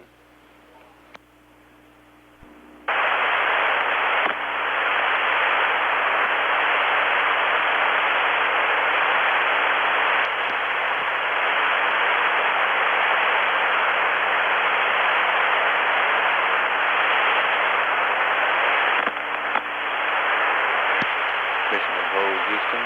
1 day, 21 hours, 27 minutes mission elapsed time. Standing by for acquisition of signal through Yargady Tracking Station in Western Australia. Columbia now on its 32nd orbit.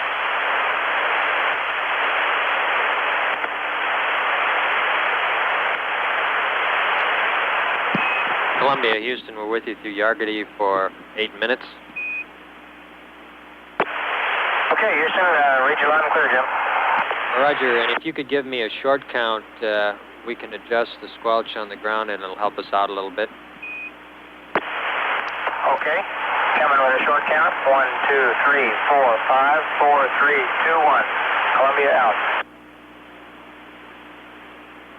Okay, that's a little bit better. If there's one of you available, I need to make some changes in the orbit ops book on page 5-6. If you've got some time to get that out, let me know. Okay, stand by.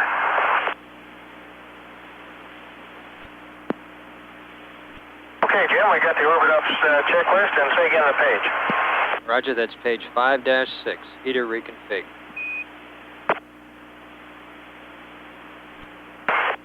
Okay, we're looking at it.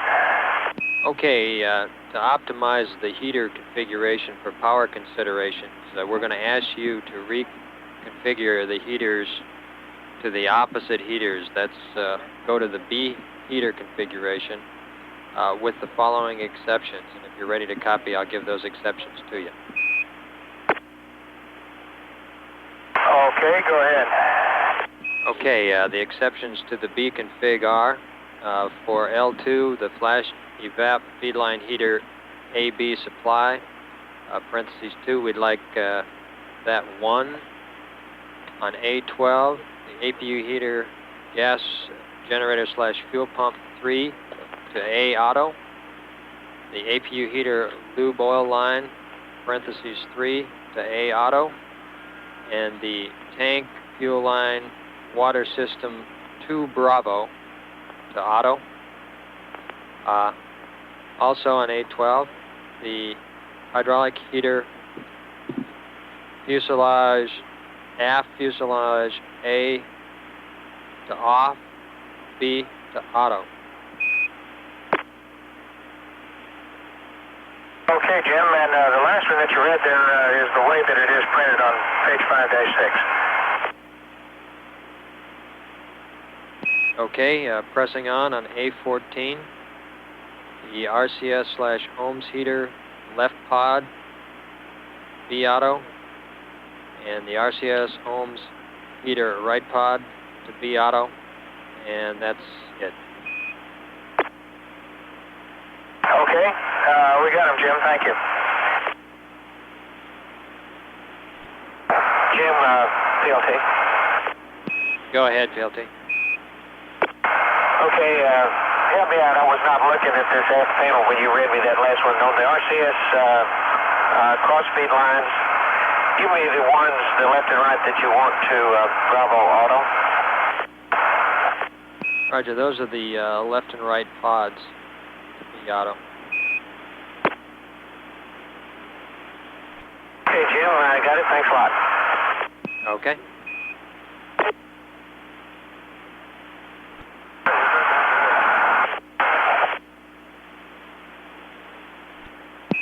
Columbia, Houston, if you've got someone back by A12, there's an error on what I read up to you on the heater reconfig. If someone can get back there, I'll give you the correct heater. Okay, stand by, Jim. I've already put my book up now. Shuttle Control with Houston, Capcom James Buckley discussing configuration of a variety of switches with astronaut Dick Truly on the setup of the systems in Columbia's flight deck. 1 day, 21 hours, 33 minutes, mission elapsed time.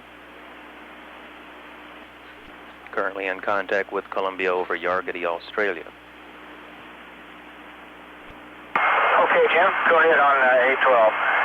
Okay, what the change is we'd like the APU heater gas gen / fuel pump 3 to A auto, and gas generator fuel pumps 1 and 2, you can leave those in B auto.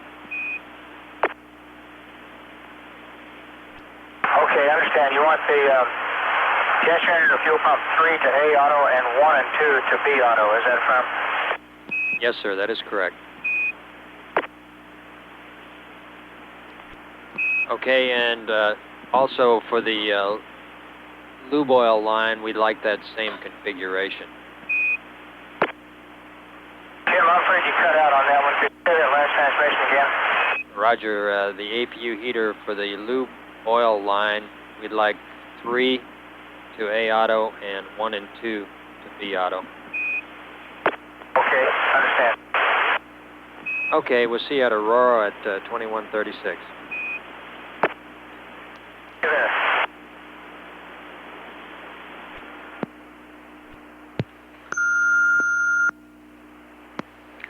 Shuttle Control Houston, 1 day, 21 hours, 35 minutes mission elapsed time. Loss of signal through Yargity, Western Australia, and will acquire only about 25 seconds through the Auroral tracking station. This is Shuttle Control Houston.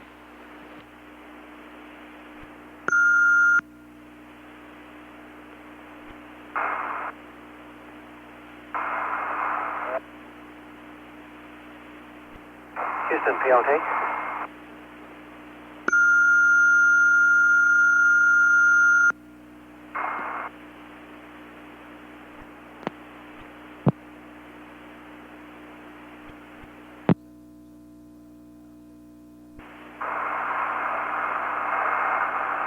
Columbia, Houston, we're with you through Aurora for 4 minutes. Okay, I'm clear, Jim.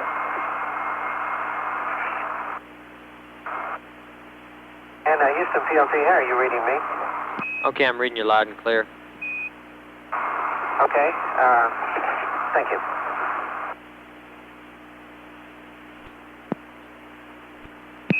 Columbia, Houston, we'd like you to get the Z Star Tracker on at this time for warm-up. And if someone's near L1, we'd like the high-load evap duct heater to Bravo. And that's in anticipation of a possible FES test over the States. Okay, Jim, want the topping evap heater duct to Bravo? No, that's the high-load evap duct heater to Bravo. Okay, high-load duct heater to Bravo. Columbia, Houston, we're 1 minute from LOS. We'll see you stateside at 2211. Okay, we'll see you there.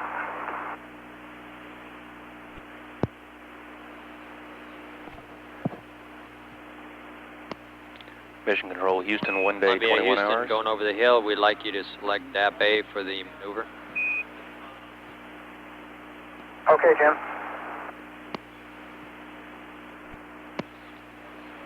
Mission Control Houston, about to lose signal with Columbia through the Auroral tracking station in Australia. Columbia on its 32nd orbit of the Earth and will be reacquiring at the Mala tracking station over the U.S. or off the Atlantic over the eastern U.S. in about 30 minutes. 1 day, 21 hours, 41 minutes mission elapsed time. This is Mission Control, Houston.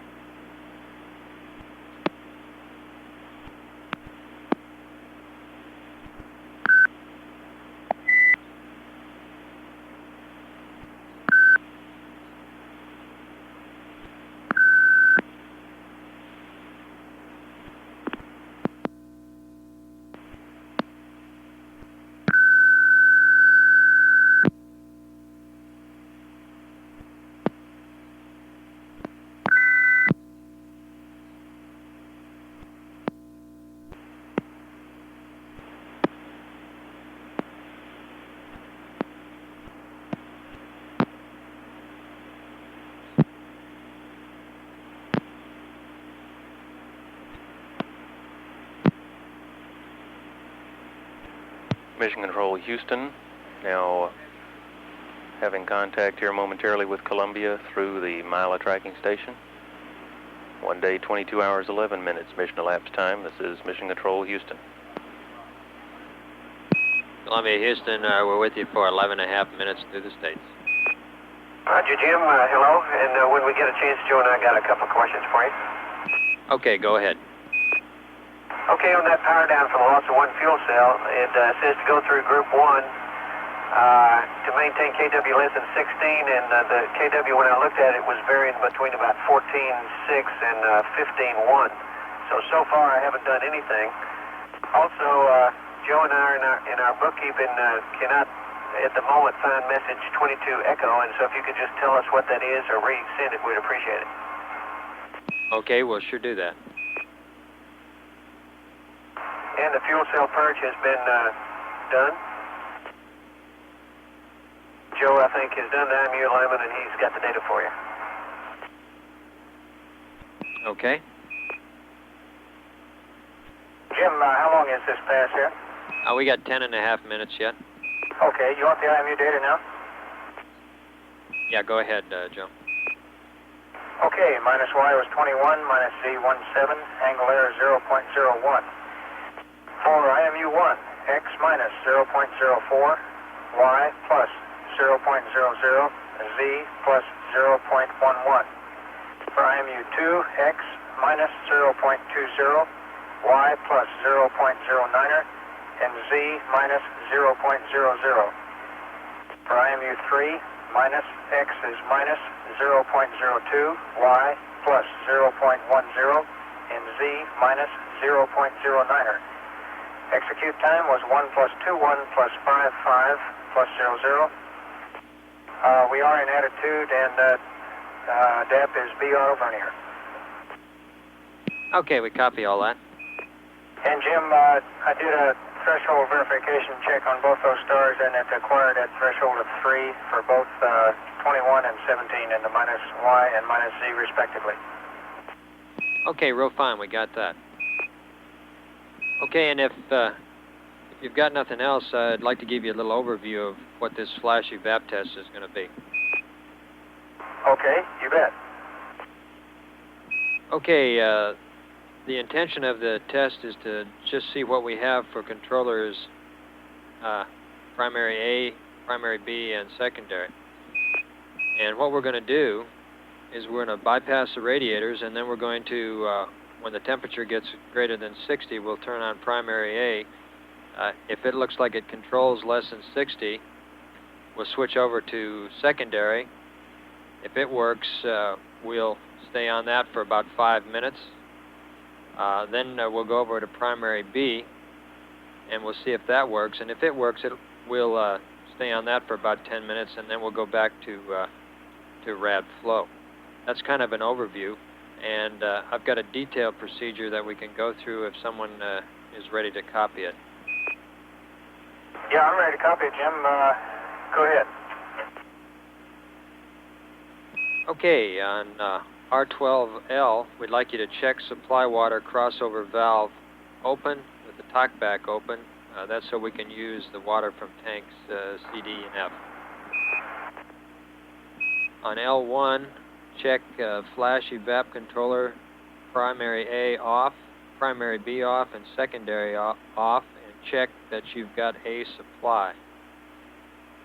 We'd like to make sure the high load evap is enabled, and we'd like you to go rad bypass valve mode, 2 of them to manual, rad bypass valve manual select, 2 to bypass, and after 3 seconds you should get the talkback to bypass. Okay, then what we'd like you to do is watch for the evap out temp to get greater than 60 degrees, and we want you to wait 90 seconds. Correction, stand by. Oh, okay, check, yeah, okay, check that we're on A supply, roger. Okay, then understand we're going to go to bypass on the rads, and when the evap out temp gets greater than 60 degrees,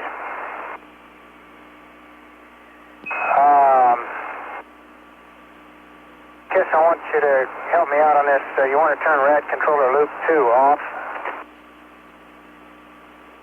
Negative. What we'd like you to do, Joe, is turn both loops off and wait for 90 seconds, and that'll allow the rad controller to sequence, okay? Okay.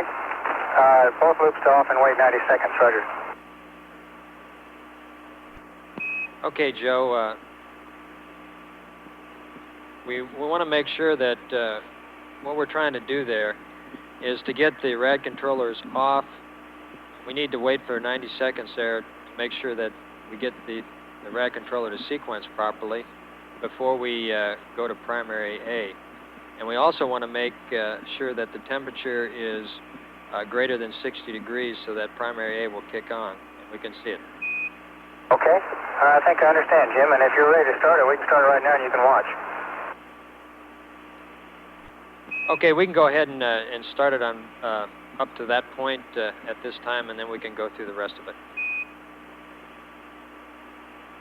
Okay, Jim, I'll go ahead and get these configured, and then we can press on from there. I was checking back on R12, and water supply crossover valve is open. Okay, mighty fine. Okay, Jim, we got all the flash evap's off. Both radiators are in bypass and waiting the 90 seconds, and the evap out temps are climbing slowly. If you want to start pressing on, I've got a timer going, and I'll go ahead and turn flash evap A on at 90 seconds. Okay, Joe, you can just wait to see the evap out temp get greater than 60 degrees, and then you can bring primary A on.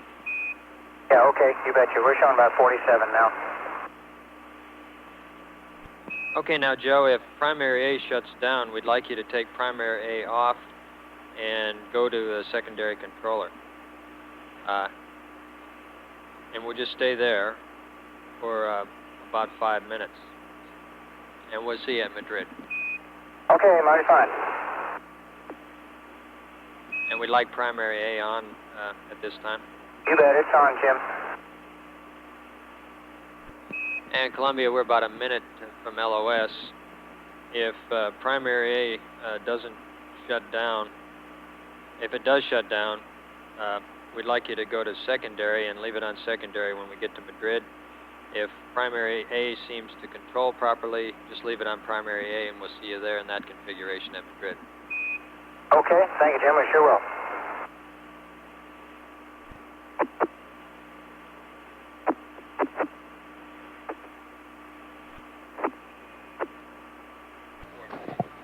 This is Shuttle Control Houston, 1 day, 22 hours, 23 minutes mission elapsed time.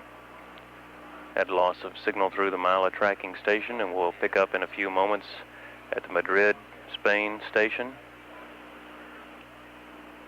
The flight controllers are working with Commander Joe Engel to isolate a problem in the orbiter's flash evaporator cooling system.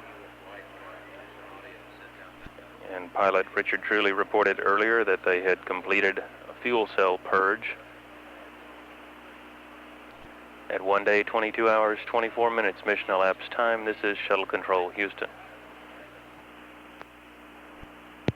Shuttle Control Houston, 1 day, 22 hours, 28 minutes mission elapsed time. Standing by for reacquisition of signal through the Madrid tracking station. Columbia, Houston, we're with you through Madrid for 5 minutes. Okay, Jim, loud and clear, and it looks like flash evap A is holding both loops at about 40 degrees. Oh, that's outstanding. Okay, we'd like you to take A off and go to primary B on. Okay. And Houston PLT, let me ask you something about the theodolite. Go ahead. I don't know if you were around right after we got on orbit, but we had so many little things going on that we were afraid that we would get behind the go-for-orbit timeline, and so we essentially did not get any theodolite data on day one. I did get a couple of points, but every time we'd start doing it, 2 other messages would come up, and so essentially we have no baseline data from the few hours after liftoff.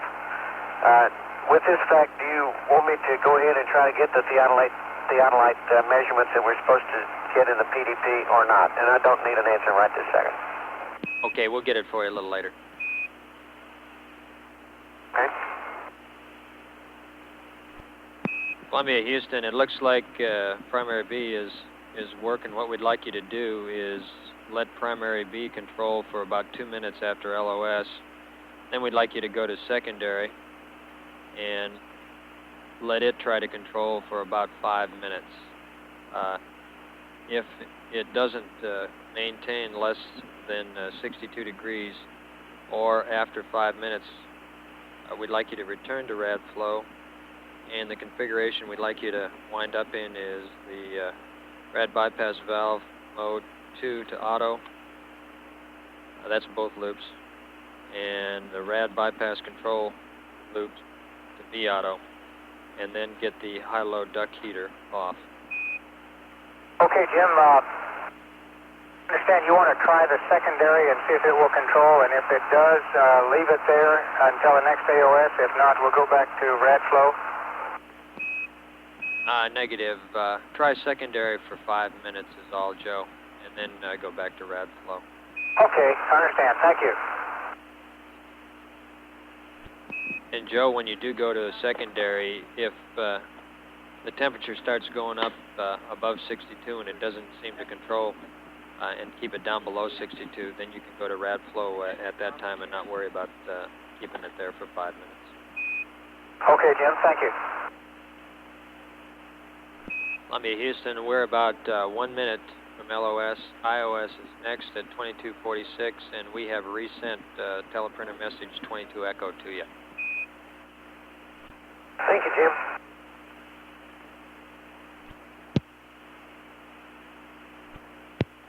This is Shuttle Control Houston, 1 day, 22 hours, 34 minutes mission elapsed time. We have loss of signal through the Madrid tracking station, and we'll acquire over Indian Ocean Station in about 12 minutes. Crew still going through some procedures attempting to isolate some difficulty in the flash evaporator system, and they will be working on that between now and the next communication pass. At 1 day, 22 hours, 34 minutes mission elapsed time, this is Shuttle Control Houston.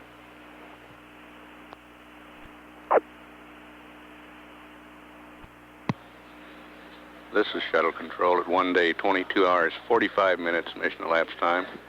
Columbia coming up on acquisition through the Indian Ocean Station. Columbia, Houston's with you through Indian Ocean for 7.5 minutes. Okay, Jim, reading you loud and clear. And Jim, we've been getting stuff stowed here. I have not pressed on with that flash of app. I'm going to, let's see, you want secondary on next, don't you? That's affirmative. Just a quick question. Was B working all right? Yes, sir. B is holding good and steady at 40 degrees. Oh, okay, yeah, we would like to check out on secondary, please. You bet. Secondary's on now.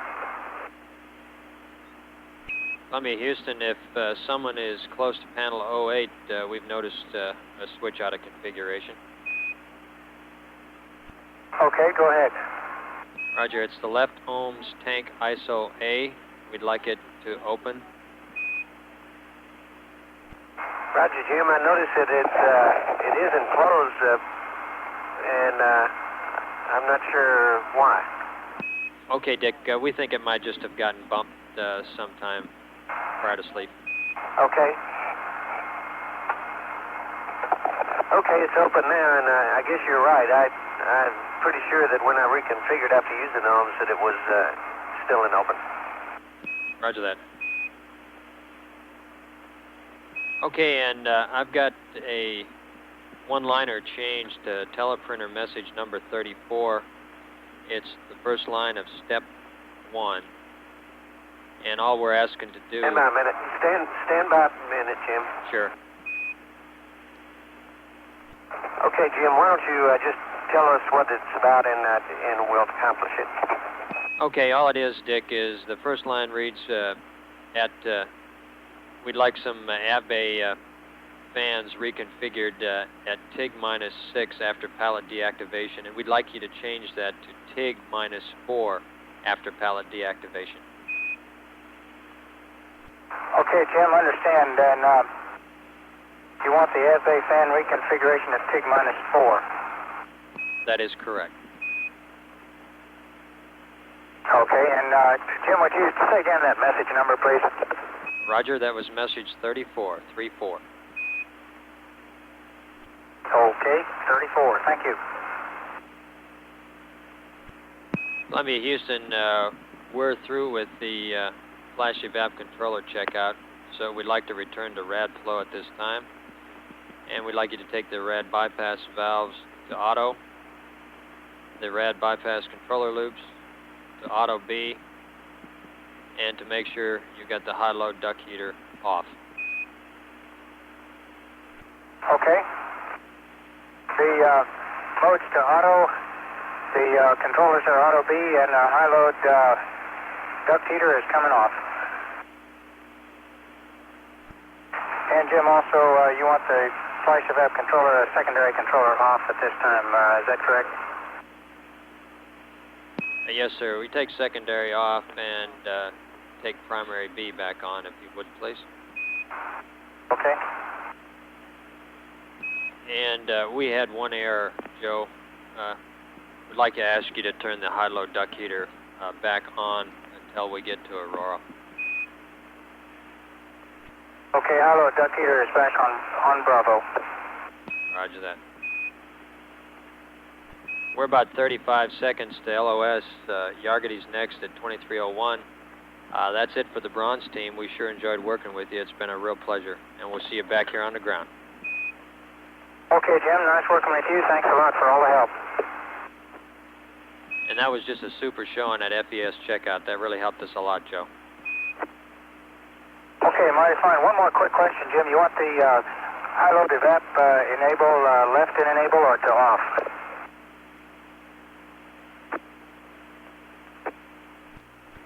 Still got him? This is Shuttle Control. Columbia is out of range at the Indian Ocean Station now.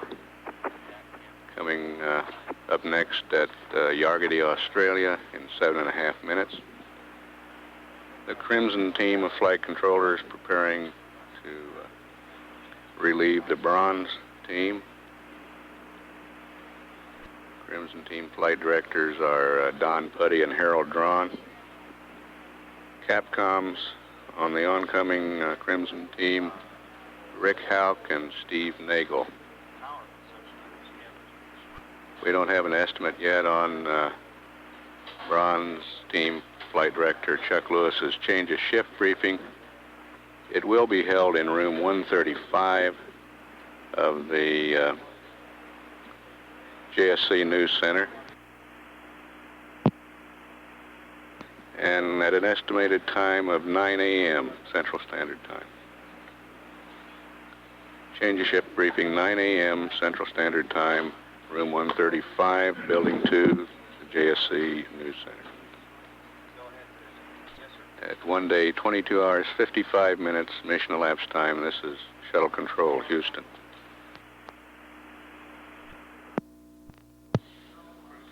This is Shuttle Control at 1 day, 23 hours, 1 minute, mission elapsed time. Columbia coming up on the southwest coast of Australia. We'll have communication shortly through Yargady, followed by the Aurora Valley Station. Columbia, Houston, through Yargady for 7 minutes, 50 seconds, over.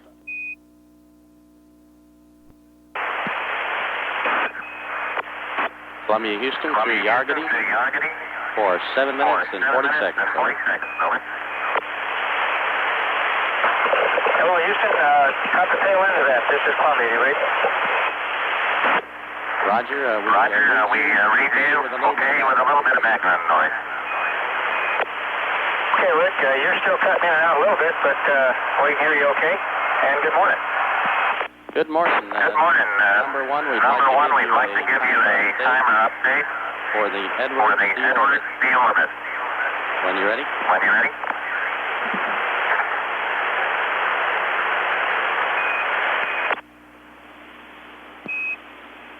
That'll be an item 17 plus 05 plus 13 plus 15. Over.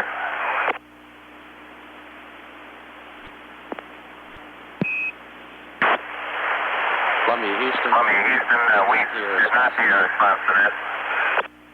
Rick, you cut out. Stand by just a second, and we'll take the update. What page is it? Okay, go ahead, Rick. We're ready to copy. Roger, the Edwards stick. Item 17 plus 05 plus 13 plus 15. Over. Okay, 05 plus 13 plus 15. Okay, that's a good readback. Okay, that's a good readback.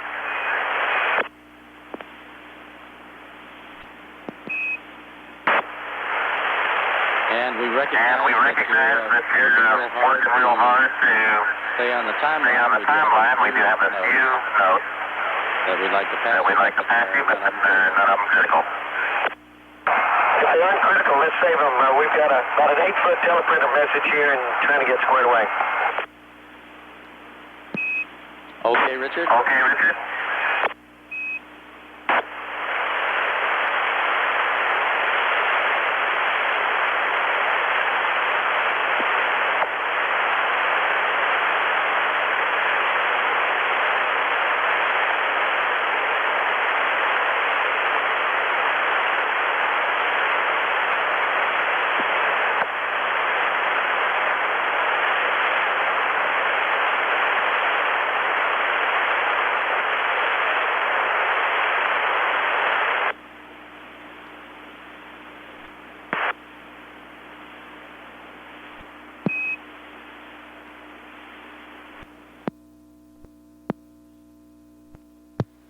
This is Shuttle Control. Aurora Valley will have acquisition in about a minute.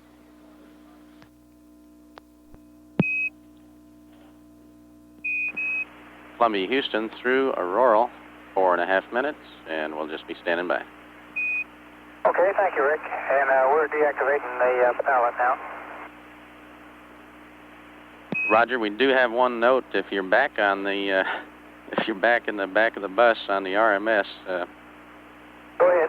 Okay, RMS heaters, RMS port heaters should be off. We saw the power come off, but not the RMS port heaters. Okay, must be a gremlin, because I thought I remember getting that one, but it's now off. Okay, thank you.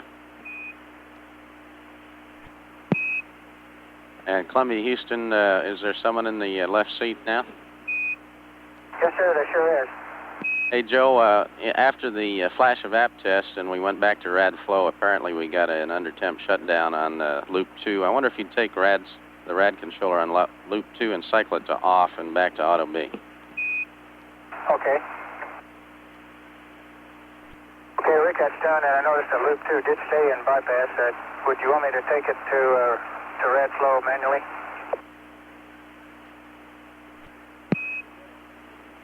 Wait one, Joe. Okay. Joe, it'll take the 90-second timeout after activation of the switches. We'll keep an eye on it. Okay, fine. Columbia, Houston, the update on the APU to be used for the checkout, APU number 2. Okay, I understand you use APU 2 for the FCS checkout. That's firm. And before we go LOS in 30 seconds, I'll just call your attention to steps 4 and 5 of the power down for loss of one fuel cell in that orbit pocket checklist. And there were some steps on the power down to be done prior, just about this time. So we'll look for those as we see you over the States in about 26 minutes.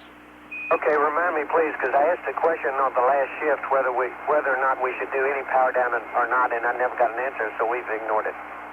Okay, Richard, please do look at steps number 4 and 5 and ignore the pen and inks for the time being. Okay. This is Shuttle Control. Aurora Valley has loss of signal. Columbia starts long pass over the Pacific Ocean now. Next station will be at Tula Peak, New Mexico in 25 and a half minutes. Columbia in the next few minutes will enter its 33rd orbit. Crew appears to be pretty well on the timeline. Joe Engel reporting during this pass that they were deactivating the pallet in the payload bay. At 1 day, 23 hours, 17 minutes mission elapsed time. This is Shuttle Control, Houston. This is Shuttle Control at 1 day, 23 hours, 41 minutes mission elapsed time. The change of shift briefing with Flight Director Chuck Lewis has been delayed until 9:15 a.m. today. Change of shift briefing will be at 9:15 a.m. in room 135 of the Johnson Space Center News Center. Columbia is about 30 seconds away from acquisition through Tula Peak. We'll stand by. This is Shuttle Control. Crew will be conducting the flight control system checkout over this pass over the United States in preparation for entry. Clock counting down now, 5 hours, 30 minutes to ignition. Over the States through Tula Peak. We'll be with you for 14 minutes, over. Roger, Rick, and bear with us just a couple of seconds and we'll be ready to start. We just went to, got to attitude and just went to upside. Okay, good enough. And Columbia, Houston,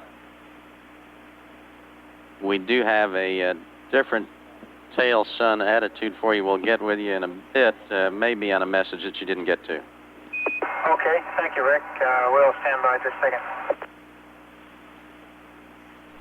And Houston, I can't start a maneuver to that now. If you want to just go right back to Ops 2, start the maneuver and come back to 8, that's your option. We copy, and I'll get right back to you. Okay. Columbia, Houston, no problem. Stay in the present attitude. What's up?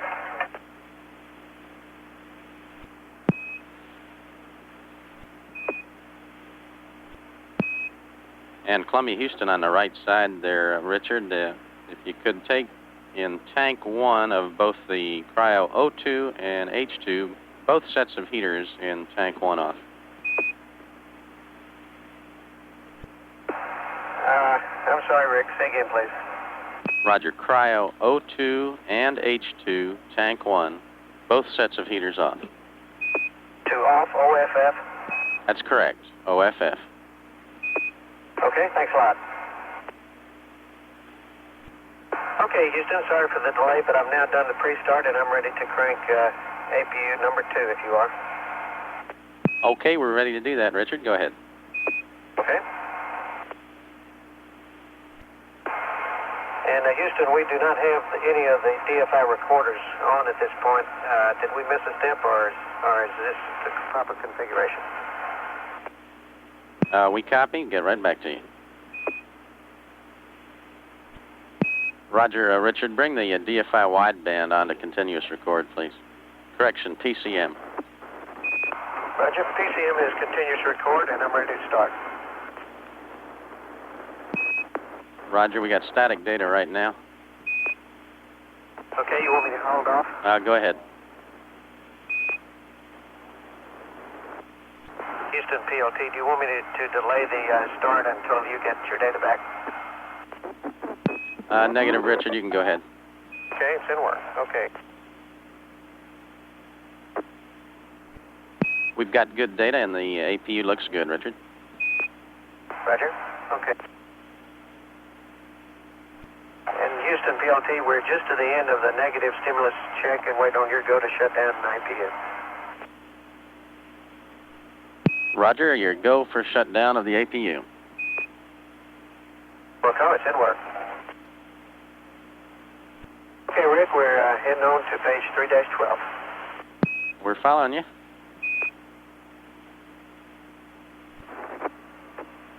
And Houston PLT, we're turning to page 3-13. Okay, Richard, and recognizing that you might not have entered all the pen and inks in the books, now's a good time to turn off your TACANs, radar altimeters, and MLS.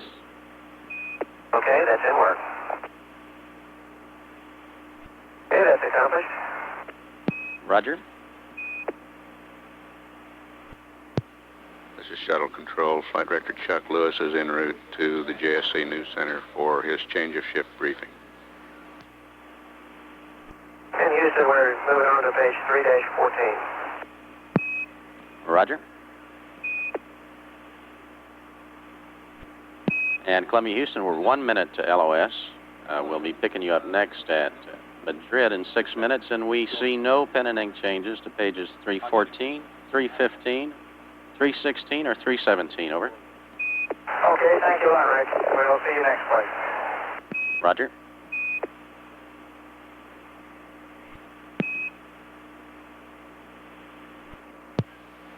This is Shuttle Control.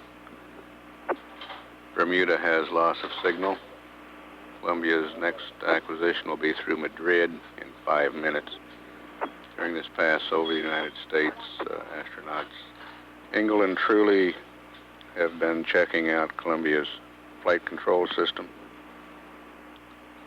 Part of that test involves starting one of the APUs, the auxiliary power units.